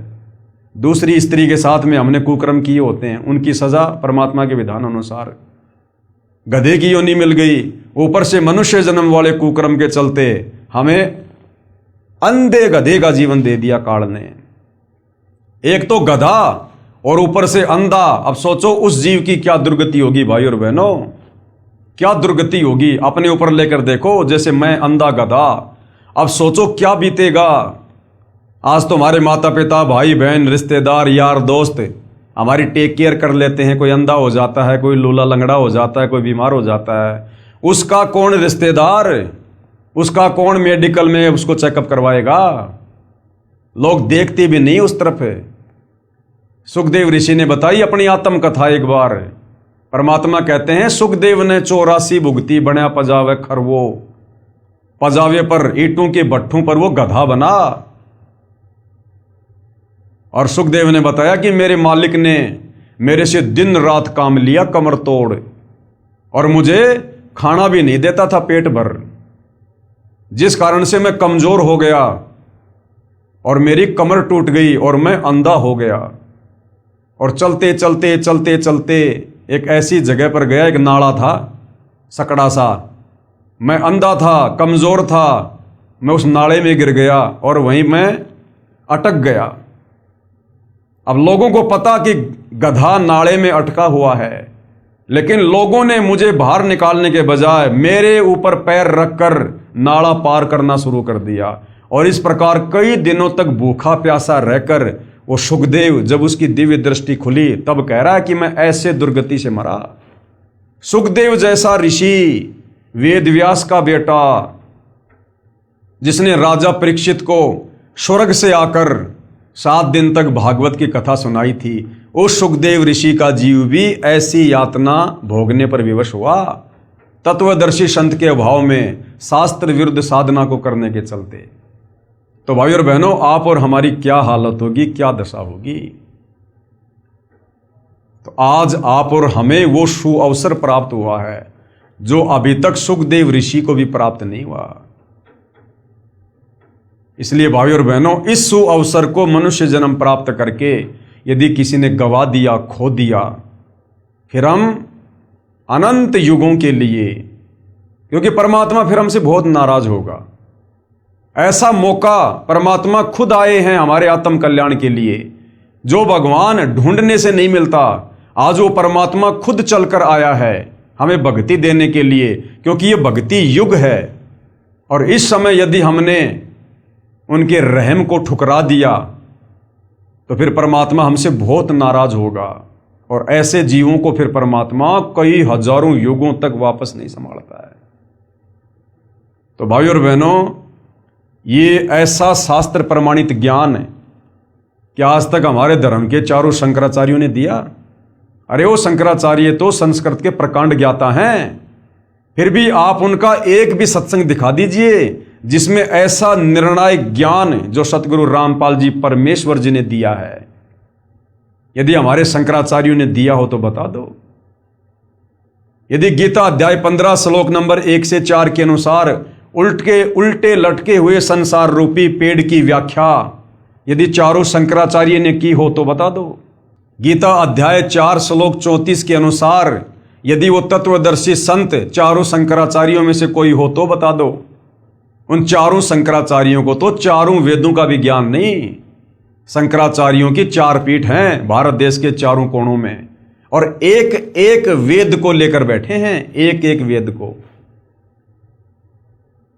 तो भाई और बहनों, सौभाग्य हमारा कि स्वयं कबीर परमेश्वर जी के अलावा धरती पर प्रकट होकर इस तत्व ज्ञान को, इन धर्म शास्त्रों को, न केवल हिंदू धर्म के सर्व धर्मों के धर्म शास्त्रों को इस प्रकार से जैसे पहली कक्षा के बच्चे को समझाया जाता है उंगली रख रख के, सतगुरु रामपाल जी के अलावा, इस कबीर परमेश्वर के अलावा कोई समझा नहीं सकता। तो भाई और बहनों, ऐसा रहम हुआ है पूज्य गुरुदेव भगवान का, परमेश्वर का, विशेष रजा, विशेष दया। लोग कहते हैं भगवान निराकार, भगवान निराकार। अरे भगवान साकार, चारों वेद चिल्ला रहे, गीता जी गवाही दे रही, बाइबल गवाही दे रही, कुरान शरीफ गवाही दे रही, गुरु ग्रंथ साहिब चिल्ला रहा कि परमात्मा साकार है, दिखाई देता है, धरती पर आता है, मनुष्य के जैसा है, उसी ने हमें पैदा किया है, अपने रूप में पैदा किया है। और फिर भी ये शास्त्रों को पढ़ने वाले नहीं समझ पाए और परमात्मा को निराकार निराकार कह के आप और हमें शास्त्र विरुद्ध साधना पर लगा दिया। तो भाई और बहनों, मौका है, हम तो केवल प्रार्थना कर सकते हैं, विनती कर सकते हैं, क्योंकि आप लोगों को समझाने से हमारी तो सेवा बन रही है। हम तो इस परमेश्वर की इस प्रकार से महिमा करने मात्र से हम पुण्य के भागी बन रहे हैं, तो हम तो करेंगे। हमारे से तो जितना थूक बिलोया जाएगा आजीवन बिलोएंगे, क्योंकि दही से मक्खन निकले ना निकले, लेकिन जो थूक हम बिलो रहे हैं सतगुरु की महिमा करके, इससे जरूर वो मक्खन निकलेगा। कहने का मतलब है हमारी सेवा बनेगी और हम अवश्य मोक्ष को प्राप्त होंगे। वो भक्ति रूपी मक्खन निकलेगा, भक्ति रूपी मक्खन। तो हमारी तो सेवा है, हमारा ये परम धर्म है, हमारा कर्तव्य है आप जियों के प्रति भी और सतगुरु रामपाल जी के शिष्य होने के नाते उनके प्रति भी, कि गुरु ने जो सतज्ञान दिया है उस ज्ञान को उनकी आत्माओं तक, जन जन तक पहुंचाना उनके भक्तों का कर्तव्य है। तो हम तो आपके प्रति भी अपनी जिम्मेदारी निभा रहे हैं, गुरु के प्रति भी अपनी जिम्मेदारी निभा रहे हैं, तो हम तो भाई पुण्य के भागी हो रहे हैं। परमात्मा कहते हैं हरि सेवा युग 4 है और गुरु सेवा पल 1, भाई तासु पटंतर ना तुले संतन किया विवेक। और सत्संग की आदि घड़ी तप के वर्ष 1000, तो भी बराबर है नहीं कहे कबीर विचार। तो भाई और बहनों, ये सत्संग हो रहा है। तत्वदर्शी संत के बाद यदि कोई सत्संग कर सकता है तो उनके शिष्य, क्योंकि इस ज्ञान को वही आगे फैला सकता है जिसको अपने गुरु से तत्व ज्ञान प्राप्त है। तो भाई और बहनों, इस 4 दिन की चक्काचौंध के चक्कर में, इस झूठी विज्ञान के आविष्कार के चक्कर में और इस झूठी मान बढ़ाई में जो थोड़े बहुत सुख आप जी भोग रहे हो वर्तमान में मनुष्य जन्म प्राप्त करके, ये कबीर परमात्मा सतगुरु रामपाल जी की विशेष मेहर और दया समझो। ये विज्ञान कबीर भगवान ने दी है, ये मनुष्य के पास में बुद्धि नहीं थी। सतयुग त्रेता द्वापर बीत गया, कलयुग 5000 साल बीत गया, कोई एक साइकिल तक नहीं बना पाया। ये तुम्हारे श्री राम, श्री कृष्ण, महात्मा बुद्ध, ईसाइयों के मसीहा जो हैं ईसा मसीह जी, मुसलमानों का जो पैगंबर था, रसूल था हजरत मोहम्मद, ये अपने लिए गर्मियों के समय पंखा भी नहीं बना पाए। क्या उनके रिश्तेदार नहीं थे क्या वो अपने रिश्तेदारों से बात नहीं करना चाहते थे? वीडियो कॉल पर बात नहीं करना चाहते थे? एक कीपैड का मोबाइल भी नहीं बना पाए वो। हम कलयुग के इंसानों में उनसे ज्यादा दिमाग है क्या? अरे वर्तमान में तो इंसान बहुत ज्यादा विकारी हो गया, दुष्कर्मी हो गया, आलसी हो गया। वो तो बहुत अच्छी आत्मा थी। उस समय तो उनके पास में भक्ति धन था, उनके पुण्य थे, सदाचारी थे, निर्विकारी थे। उनमें ये बुद्धि क्यों नहीं आई? उनको ये समझ क्यों नहीं आई? ये मटेरियल जो आज जमीन खोद खोद के वैज्ञानिकों ने ये उपकरण बनाए हैं, ये जमीन, वो खाने, वो मटेरियल उस समय भी जमीन में था। वो क्यों नहीं लगा पाए फैक्ट्री? वो क्यों नहीं बना पाए वैज्ञानिक उपकरण? तो भाइयों और बहनों, ये रहम किया है कबीर भगवान सतगुरु रामपाल जी ने इस कलयुग की पिछली पीढ़ी में, आप और हमें अध्यात्म से परिचित करवाने के लिए। ये भक्ति मार्ग में सहयोगी हैं जितने भी उपकरण हैं, ये विज्ञान, ये भक्ति मार्ग में सहयोग के लिए बनाई भगवान ने, ताकि हमारा समय बचे, हम फटाफट अपने काम कर सकें।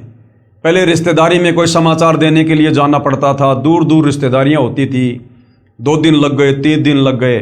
आज तुरंत मोबाइल से बात करो, 1 मिनट में समाचार दो, मोबाइल साइड में रखो और बैठ के भगवान का भजन करो, अपनी आरती करो। खेतों में काम करते थे, कितना समय लगता था पहले। आज ट्रैक्टरों से काम होता है, मशीनों से होती है कटाई। तुरंत फटाफट अपना काम करो, 1 दिन में निपटाओ अपना, बाकी बैठ के भगवान का भजन करो। कहीं आने जाने में हम पैदल जाते थे, समय लगता था। आज मोटरसाइकिल आ गई, 4 व्हीलर आ गए, एरोप्लेन आ गई। क्यों दिए भगवान ने? ताकि हम फटाफट उन कार्यों को निपटा के, और जो समय बचे उस समय का हम भगवान की चर्चा में, भगवान की महिमा में, भगवान की भक्ति में हम उसका सदुपयोग करें। इसके लिए परमात्मा ने हमें ये विज्ञान दी है, ये वैज्ञानिक उपकरण दिए हैं, ये यातायात के साधन दिए हैं। सत्संग में आएं जाएं, समय बचे हमारा। हमारे दादा परदादा झोपड़ियों में रहा करते थे, आज परमात्मा ने ये कूलर दे दिए, एसी दे दी, ये पक्के मकान लोग जो है ये बनाने लग गए। क्यों? सिर्फ भक्ति में सहयोग के लिए, ताकि गर्मी, सर्दी, बरसात, ओले, आंधी, हम इन सबसे बचें। और आराम से भगवान की भक्ति करें। नहीं रहने को तो इंसान ने झोपड़ी भी बहुत है। तो भाई और बहनों, कहने का मतलब है आज जो दया इस कलयुग के इस समय में, जिसको बिचली पीढ़ी का समय कहते हैं, जो दया उस कबीर परमेश्वर सतगुरु रामपाल जी भगवान की हुई है, ये असीम है, अवर्णनीय है, अकल्पनीय। उस परमेश्वर का किन शब्दों में धन्यवाद करें, इंसान के पास में शब्द नहीं है। सात समुद्र की मसी करूं, लेखनी करूं बन राय, और धरती का कागज करूं, पर सतगुरु रामपाल जी के गुण लिखे न जाएं। तो सोचिए भाई और बहनों, एक कुत्ते का जीवन और ऐसे ऐसे 184 योनियों में अनेक प्रकार के शरीर हमने धारण करने पड़ेंगे। किसी की उम्र 100 साल, किसी की उम्र 1000 साल भी होती है, किसी की 300 साल। एक पौधा ऐसा है जिसकी 13,000 साल आयु है। वो पेड़ पौधे भी योनि हैं 184 योनि में, वो भी हमने भोगनी पड़ेंगी अगर मनुष्य जन्म में भक्ति नहीं हुई तो सोचिए, जब हम वो पौधे बन गए, 13,000 साल तक उस पौधे की उम्र है, और ना जाने कितनी बार वही पौधा बनना पड़े। तो सोचो भाई और बहनों, फिर कितने लंबे समय के लिए यदि वर्तमान में हमने सतगुरु रामपाल जी को ना पहचान कर, यदि हमने उनसे उपदेश लेकर भक्ति करके अपने जीव का कल्याण नहीं करवाया, तो सोचिए फिर 184 योनि में आप और हम कितने लंबे समय के लिए कष्ट भोगने के लिए चले जाएंगे। बहुत लंबा चौड़ा दुख हो जाएगा। और ऐसी ऐसी ना जाने कितनी लाखों 184 योनियां भोगने के बाद वर्तमान में जो हम इस सतभक्ति को ना करके परमात्मा को नाराज कर देंगे, उसके बाद ये परमात्मा फिर हमें कभी अपनी शरण में लेगा, दया करेगा। और जब वर्तमान में कुछ नहीं कर पा रहे, तो अगले जन्म में फिर कौन सा हम जो है वो किला तोड़ देंगे। तो भाई और बहनों, आज है वो मौका, लोहा गर्म है, आज मार दो चोट, यदि मारी जाए तो ऐसा सुअवसर फिर नहीं मिलेगा जिंदगी में। तो भाई प्रार्थना कर सकते हैं, विनती कर सकते हैं। मनुष्य जन्म भगवान ने इसलिए दिया है कि इंसान मनुष्य जन्म प्राप्त करके किसी की बातों पर विचार करे, जल्दबाजी में फैसला ना ले। कई बार क्या होता है कि कचरे में हीरा मिल जाता है, कचरे में हीरा। तो जरूरी नहीं है कि बड़े बड़े नेता अभिनेता कोई बात बताएंगे तो उसी बात में कोई दम होता है। हमारे जैसे 2 कोड़ी के जीव भी कई बार अच्छी बात बता जाते हैं। तो किसी की बातों को हल्के में नहीं लेना चाहिए। परमात्मा कहते हैं कि रहीमन देख बड़ेन को लघून दीजिए डारी, और जहां काम आवे सुई क्या करे तलवारी। अरे जहां पर सुई अपना काम कर देगी, वहां पर वो तलवार अपना काम नहीं कर सकती। अब इस शर्ट का यदि हमने ये बटन लगाना है, तो तुम तलवार से बटन लगा लोगे क्या? वहां तो सुई काम करेगी। तो जो संदेशा परमपिता परमात्मा कबीर साहब तत्वदर्शी संत के रूप में अपने छोटे छोटे भक्तों से समाज को दिलवा देगा, भक्ति और भगवान को लेकर, आत्म कल्याण को लेकर, वो संदेशा आप जी उम्मीद मत करना कि आपको टाटा, बिरला, अंबानी या देश का कोई प्रधानमंत्री दे देगा। तो भाई और बहनों, थोड़ा सा विचार करो, ठंडे दिमाग से सोचो, क्या जाता है एक बार सतगुरु रामपाल जी के सत्संग तो सुनो। अरे इतने भी बिजी नहीं हो जितना तुम अपने आप को दिखाते हो, इतने भी बिजी नहीं हो। और सारा दिन मोबाइल पे क्या करते हो? आप देखते हैं ना, आम आदमी को जब भी समय मिलता है तुरंत मोबाइल उठा लेंगे, और मोबाइल में क्या देखेंगे? रील देखेंगे, शॉर्ट वीडियो देखेंगे, और फालतू के धारावाहिक देखेंगे, फिल्मी गाने सुनेंगे। क्या मिलेगा उससे? कुछ नहीं मिलेगा, समय की बर्बादी के अलावा। मन खराब होगा वो अलग।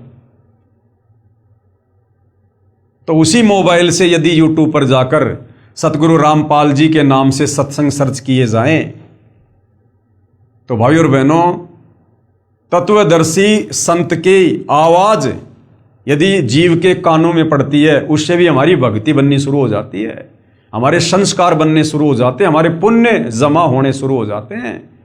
तत्वदर्शी संत की यदि आवाज भी हमारे कानों में पड़ना शुरू हो जाती है, तो धीरे धीरे धीरे धीरे भाई और बहनों, किसी के विचार जब तक नहीं सुनेंगे, हम कैसे समझेंगे कि वो हमें क्या समझाना चाहता है, उनके पास में क्या अनमोल वस्तु है। तो थोड़ा बहुत समय निकाल के सतगुरु रामपाल जी के सत्संग भी यूट्यूब पर सुनिएगा, ये मोबाइल परमात्मा ने बकवाद के लिए नहीं दिए।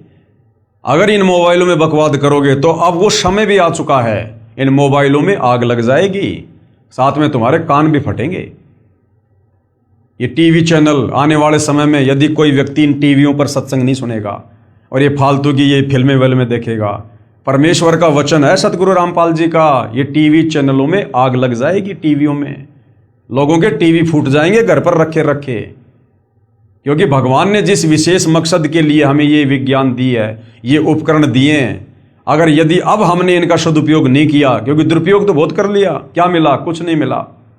अब यदि लोगों ने सदुपयोग नहीं किया, इनमें आग लग जाया करेगी।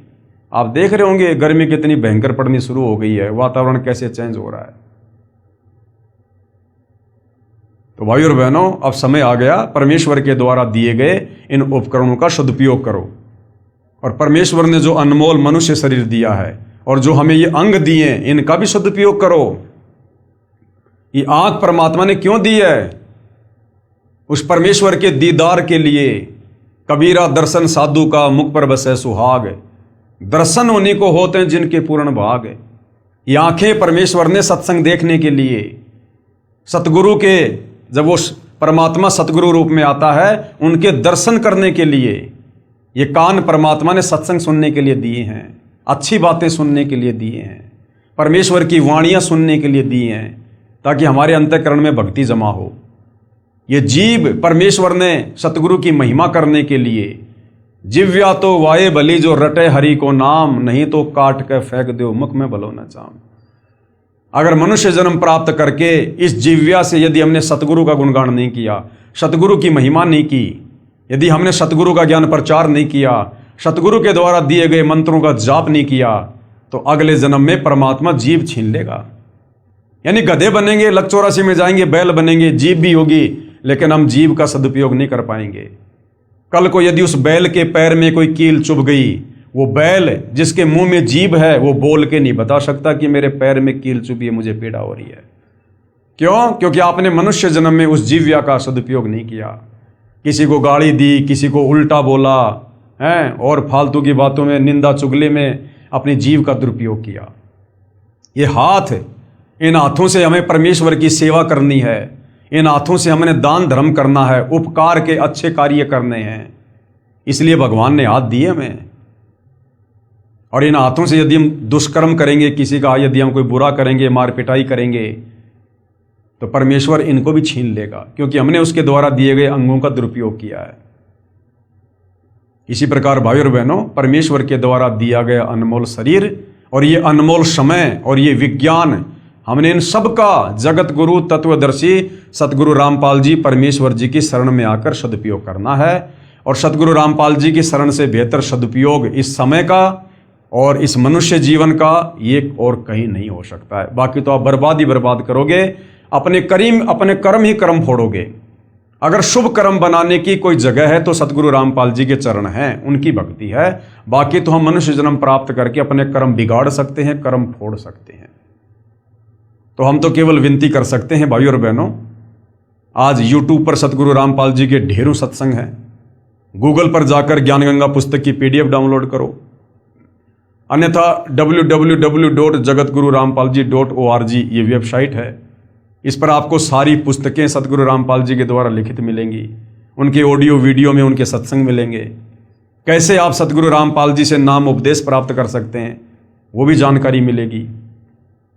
और नाम उपदेश प्राप्त करने के बाद जब हम मर्यादा में रहकर उनके द्वारा बताई गई भक्ति करेंगे, तो जो कार्य हमारे आज इतनी मेहनत करते करते बैल और गधे की तरह दिन रात मार्केट में भागते भागते भी सफल नहीं हो रहे, वही कार्य हमारे आधे समय में सफल होंगे, बिना किसी भागदौड़ के, बिना किसी टेंशन के। क्योंकि भक्ति करने से हमारे पुण्य बनेंगे और पाप और पुण्य से सृष्टि चलती है।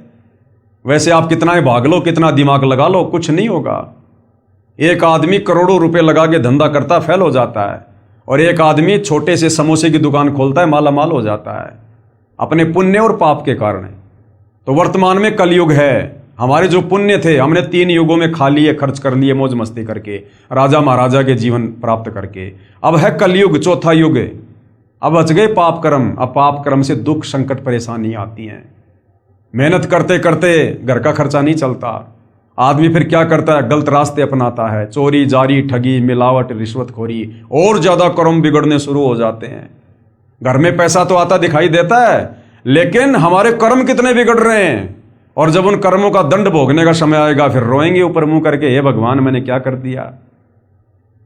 तो भाई और बहनों, आज इतना अच्छा मौका है, जो कार्य आज आप 18-18 घंटे करके ओवर टाइम करके और फिर भी आप इतना मेहनताना प्राप्त नहीं कर पा रहे, सतगुरु रामपाल जी की शरण में आने के बाद आपको ओवर टाइम भी करने की जरूरत नहीं पड़ेगी। उस परमेश्वर की शक्ति से, समर्थता से आप और हमारे कार्य चुटकियों में सिद्ध होंगे। चुटकियों में आंखों में आंसू भर भर के रोया करेंगे, परमात्मा पहले सद्बुद्धि क्यों नहीं आई, पहले क्यों गधे और बैल की तरह भाग रहा था अज्ञानता में। क्योंकि फिर भगवान भगत को भक्ति के लिए समय भी देगा और भगत के विश्वास के लिए उसके कार्य भी सिद्ध करेगा अपनी तरफ से, अपनी समर्थता से। और कैसे कार्य होंगे, सतगुरु रामपाल जी कहते हैं, जैसे पहले हम इन पशुओं को चारा खिलाने के लिए और हाथ का जो गंडासा होता था उससे वो चारा काटा करते थे हम। कितना समय लगता था, 2-3 घंटे, तब जाकर 1 या 2 पशुओं के लिए 2 छाबड़ी 1 छाबड़ी चारा होता था। और आज लाइट आ गई, जिसने लाइट का कनेक्शन ले लिया, घर में मोटर लगा ली और चारा काटने वाली मशीन लगा ली, आज वो 1 घंटे में पूरे गांव के पशुओं के लिए चारा काट सकता है। तो पावर का उसने कनेक्शन ले लिया, जिस कारण से अब वो इतने कम समय में इतना लाभ प्राप्त कर रहा है। तो जब तक हम सतगुरु रामपाल जी की शरण में नहीं आते हैं, तब तक समझो हम जो भी मेहनत कर रहे हैं ना, हम हाथ के गंडासे से सारा काम कर रहे हैं। और जिस दिन सतगुरु रामपाल जी की शरण में आ जाएंगे, मर्यादा में रहकर भक्ति करेंगे, उसके बाद फिर भाई और बहनों, हमारे काम जो हमारे से नहीं हो रहे थे, इतनी मेहनत से नहीं हो रहे थे, अब वो सतगुरु रामपाल जी की शक्ति से, उनकी समर्थता से होंगे।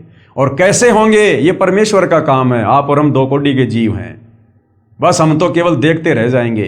परमात्मा इतने सुख देगा, हमारी बुराइयां छूट जाएंगी। आज हम जो कमा रहे हैं उसका आधे से ज्यादा धन हम व्यर्थ की परंपराओं में, इन कुरीतियों में बर्बाद कर देते हैं, तीज त्योहार में बर्बाद कर देते हैं, लेन देन में, शादी विवाह भात चूचक सिंधारा कोथड़ी, इनमें बर्बाद कर देते हैं। ऊपर से बीड़ी सिगरेट का नशा, मांस खाना, जुआ खेलना, ये सट्टे लगाना, इनमें बर्बाद कर देते हैं। तो सतगुरु रामपाल जी के सत्संग सुनने के बाद, उपदेश लेने के बाद, ये सारी तो बुराइयां छूट जाएंगी। ना हम कोई नशा करेंगे, ना मांस आहार करेंगे, ना ये फालतू के होली दिवाली त्योहार मनाएंगे, और ना फालतू के ये परंपरा के तहत ब्याह शादी में इतना खर्चा, इतना पाखंड, इतना दिखावा, ना हम ये करेंगे। तो बताओ फिर खर्चा होगा कहाँ? जो कमाएंगे वो भी ज्यादा रहेगा हमारे पास में, खर्च ही नहीं हो पाएगा। और अपने गुरुदेव भगवान को दान धर्म करेंगे, 1 रुपया देंगे, भगवान 1000 देगा रिटर्न, समय आने पर 1000। किसी भगत ने फिर किसी के आगे हाथ फैलाने की जरूरत नहीं पड़ेगी। गुरुदेव कहते हैं, मांगे सो ही बढ़वा कहिए, दर दर फिरे अज्ञानी, और जोगी जोग संपूर्ण जिसका मांग ना पीवे पानी। तो परमात्मा ऐसे माला माल कर देगा, वरना क्या आवश्यकता है भगवान की भक्ति की? अगर ऐसे ही अगर घसीट घसीट के चलना है सांप की तरह, मेहनत करते करते, फिर क्या आवश्यकता है भगवान की भक्ति की? तो भाई और बहनों, अभी तक हमने भगवान को जाना ही नहीं, हमारे धर्म गुरुओं ने भगवान की पहचान करवाई नहीं। अब सतगुरु रामपाल जी ने आके बताया कि परमात्मा क्या शक्ति है, क्या पावर है, क्या काम करती है। एक बार भगवान की शरण में आकर देखो, उसके बाद देखो कैसे हमारे कार्य होते हैं, कितनी आत्म संतुष्टि मिलेगी, कितना धैर्य होगा, कितने संयमित हो जाएंगे।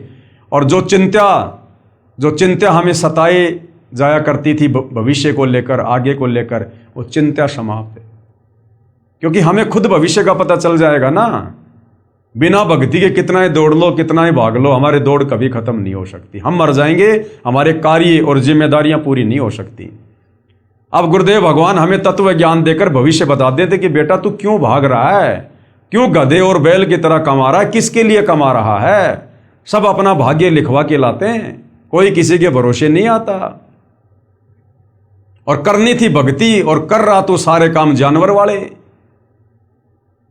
तो तत्व ज्ञान होने से फिर हमारी भागदौड़ मिट जाएगी कि भैया मैंने तो भक्ति करके सतलोक जाना है, इस गंदे लोक में मैं जोड़ जोड़ के मकान बना बना के झूठा दिखावा समाज के सामने कर करके मैं क्या प्राप्त कर लूंगा? कल को लकवा मार गया, पैरालाइसिस हो गया, वो समाज मेरा क्या साथ दे देगा? एक बार आएंगे, दो बार आएंगे, देख के चले जाएंगे, वो परेशानी तो मुझे उठानी पड़ेगी।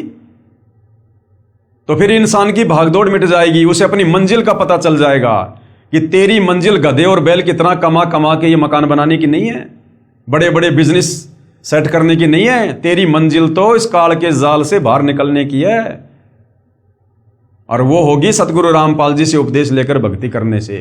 तो हमारी भागदौड़ मिट जाएगी कि सामने तो कुआं है, मैं कहां दौड़ रहा हूं, सामने तो काल का कुआं है, गिरूंगा तो मरूंगा। तो हम माया को संग्रह करने से पीछे हटेंगे, हमारे को संतुष्टि होगी, और फिर देखना जीवन खुशहाल होगा। जब चिंता मिट गई तो सब कुछ मिट गया, और ऊपर से भगवान की भक्ति मिल गई, जिसे जन्म मरण का रोग कटेगा, ना लक 84 में जाएंगे, और ये मनुष्य जन्म आखिरी मनुष्य जन्म, उसके बाद सीधे सतलोक जाएंगे। इससे भी बढ़िया सुंदर लंबा चौड़ा गोरा चिट्टा तेजोमय शरीर मिलेगा। वहां ना सतलोक में कोई काम करना, ना वहां कोई लड़ाई झगड़ा, ना कोई टेंशन, ना कोई भागा दौड़ी, कुछ नहीं। अपने कबीर भगवान के भंडार से सारी सुविधा है, हम तो सोच भी नहीं सकते इस गंदे लोक में। जैसे गुरुदेव कहते हैं, एक तो नमक की बोरी और एक खंड की बोरी, दोनों का रंग एक जैसा, लेकिन नमक का स्वाद अलग है और बूरा का स्वाद अलग है। तो ऐसे ही भाई और बहनों, जैसा ये हमें दिखाई दे रहा है ना, यहाँ पर कितना अच्छा ये धरती, बाग बगीचे, घूमने फिरने की जगह, पहाड़, नदियां, ऐसा ही सतलोक है। ये 21 ब्रह्मांड सतलोक का ही एक टुकड़ा है।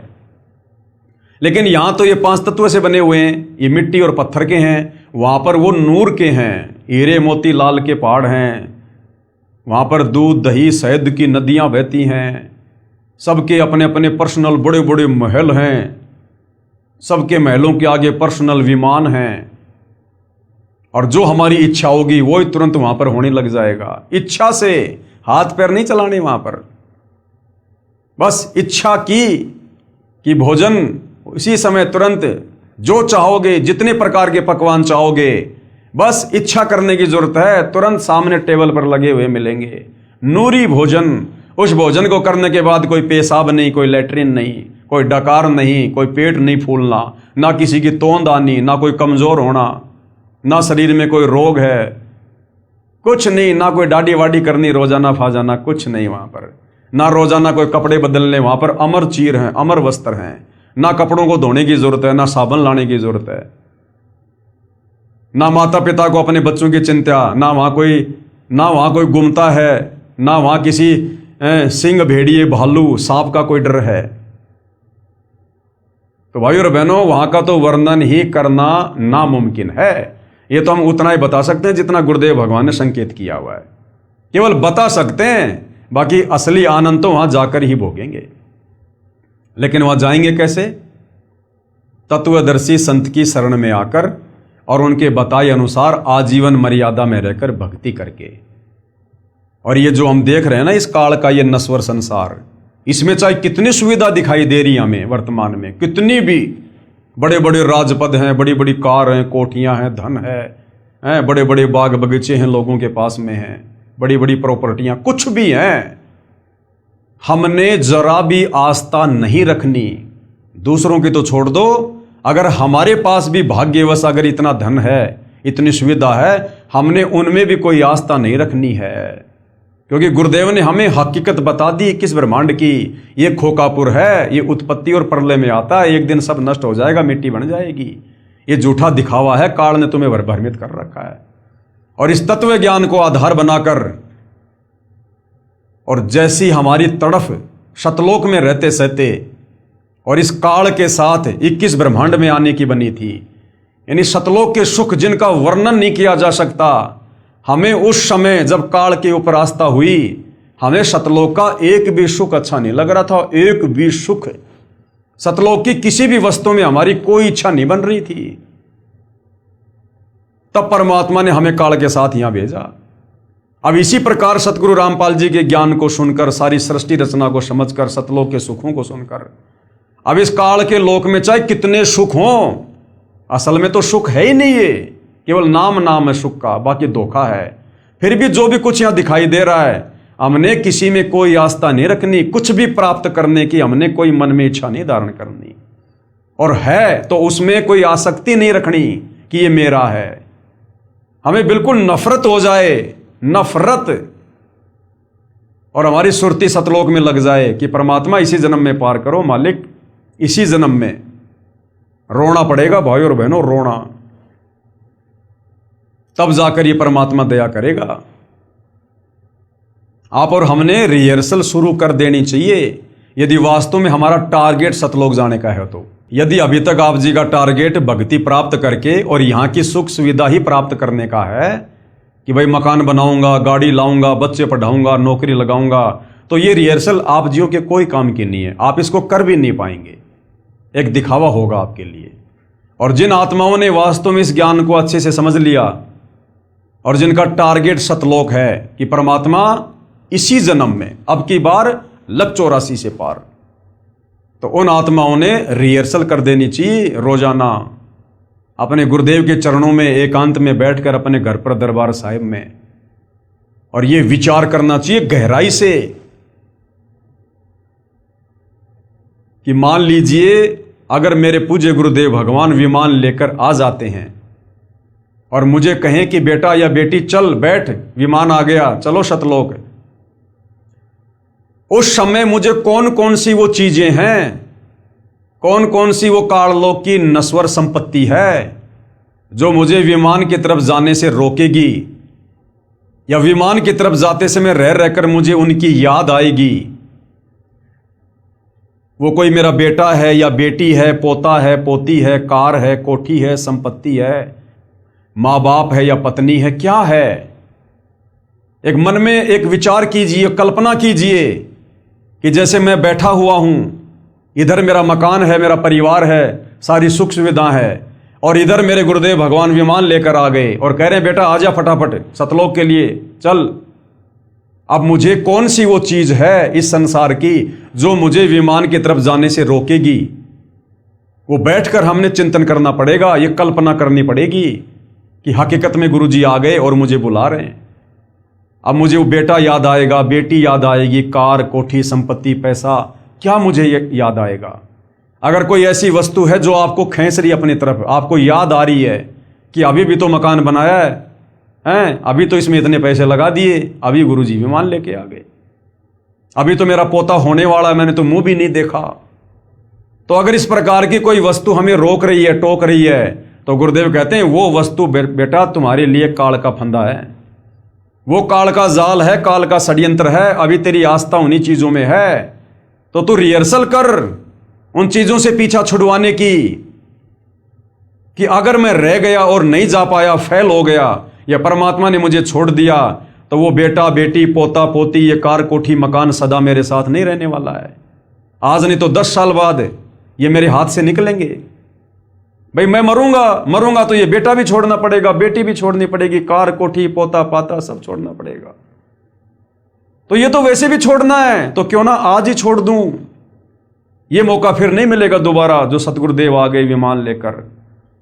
तो भाई और बहनों, अगर उस समय पैर में चप्पल नहीं है तो चप्पल पहनने की भी नहीं सोचनी कि गुरुजी मैं चप्पल पहन के आ जाता हूं, इतने में फेल हो जाओगे। अगर ये भी कह दिया ना मैं चप्पल पहन के आ रहा हूं, तो समझो चप्पल में आस्था है। अभी हमने ये भी नहीं सोचना, उस घर की तरफ, उस मकान की तरफ, उस परिवार वालों की तरफ देखना भी नहीं है, सोचना भी नहीं। हमने तुरंत जाके विमान में बैठ जाओ कि परमात्मा ऐसे ऐसे परिवार, ऐसे ऐसे घर बार, ऐसे ऐसे परिवार, ये तो कुछ भी नहीं है। कोटि जन्म तू राजा की न मिटी न मन की आशा, भिक्षुक होकर दर दर घूम लिया, मिला ना निर्गुण राशा। हमने राजा अब्राहिम जैसे मनुष्य जन्म प्राप्त किए हैं, राजा हमने जनक जैसे मनुष्य जन्म प्राप्त किए हैं। अरे आज तो एक ही पत्नी होगी।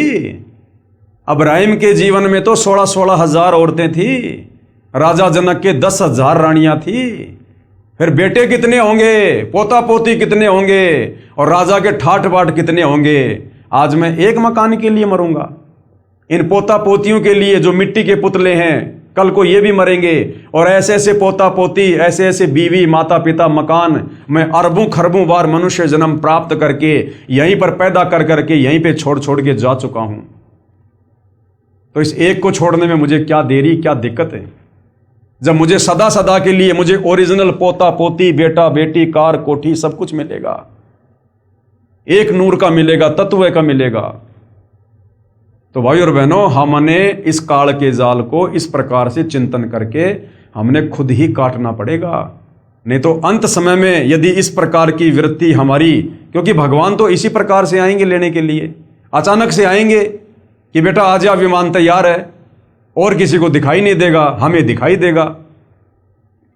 और यदि उस समय हमारी आस्था किसी में जरा सी भी रह गई, हम तो रह गए, काम बिगड़ गया। भगवान तो अंदर से देखेगा ना, ऊपर से चाहे तुम कैसा भी दिखावा करो, गुरुजी तो अंदर से देखेंगे कि इसके अंदर क्या चल रहा है, किन चीजों में इसका प्यार, प्रेम, मोह, ममता, आसक्ति है। तो भाई और बहनों, हमने आज से ही गुरुदेव के चरणों में बैठकर इस प्रकार के रिहर्सल शुरू कर देनी चाहिए, तब जाकर हम अंत समय में इस परीक्षा में सफल हो पाएंगे। ये रिहर्सल हमने पहले करनी पड़ेगी। अब कोई पहलवान है, उसने इंटरनेशनल लेवल पर कुश्ती करने जाना है, तो सीधा थोड़ी जाता वो, पहले यहाँ उसको रिहर्सल करवाई जाती है, उसकी देह तुड़वाई जाती है, तब जाकर 2, 4, 5, 10 साल बाद में वो उस लेवल पर खेलने के योग्य बनता है। तो गुरुदेव हमारी यहाँ पर देह तुड़वा रहे हैं, इस स्थूल शरीर में हमारी रिहर्सल करवा रहे हैं। अब गुरुदेव ने तो सब कुछ बता दिया, सब कुछ कह दिया, जो देना था वो दे दिया भाई और बहनों।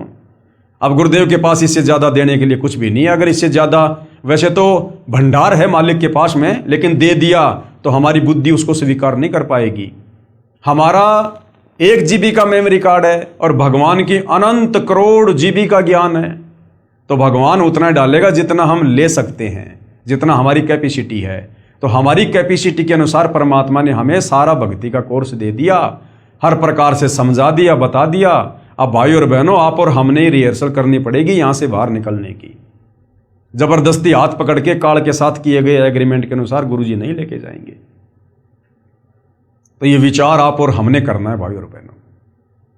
तो बहुत बड़ी दया है, बहुत बड़ी रजा है गुरुदेव भगवान की, जो हम उनके आशीर्वाद से इस घोर, इस कलयुग में अध्यात्म को लेकर इतना चिंतन मनन कर पा रहे हैं।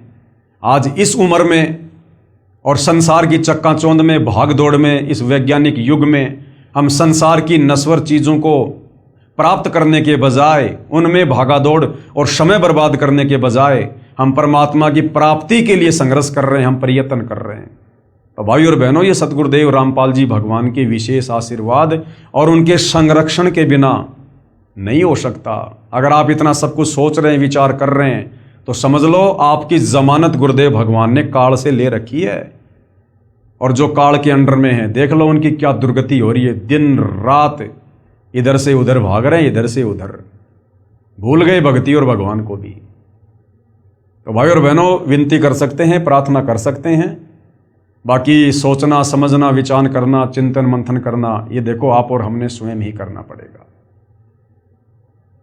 हमने हर दिन को ये सोचकर भक्ति मार्ग पर चलना होगा कि आज मेरा इस काल के लोक में अंतिम दिन है, कभी भी गुरुदेव भगवान मुझे लेने आ सकते हैं। अब मुझे क्या करना चाहिए, किस प्रकार से तैयार रहना चाहिए। जिस प्रकार लड़की होती है, जब उसका दूल्हा उसको लेने के लिए आता है शादी करने के लिए, वो लड़की इतनी तैयार रहती है, वो ऊपर से दिखावा करेगी रोने का, धोने का, मायूस रहने का, लेकिन अंदर से उसके लड्डू फूट रहे होते हैं। वो जाते समय माँ बाप, भाई बहन, उस मकान को, उस जमीन को, वो सबको नजरअंदाज कर देती है। उसको केवल अपना पति दिखाई देता है कि मैं अपने पति के साथ जाऊंगी अपने नए घर में। तो उसी प्रकार से भाई और बहनों, आप और हमने भी, हमारा जो पति है, जो परमेश्वर है, हमने उसके साथ जाने के लिए इस प्रकार से अंदर से तैयार होना है।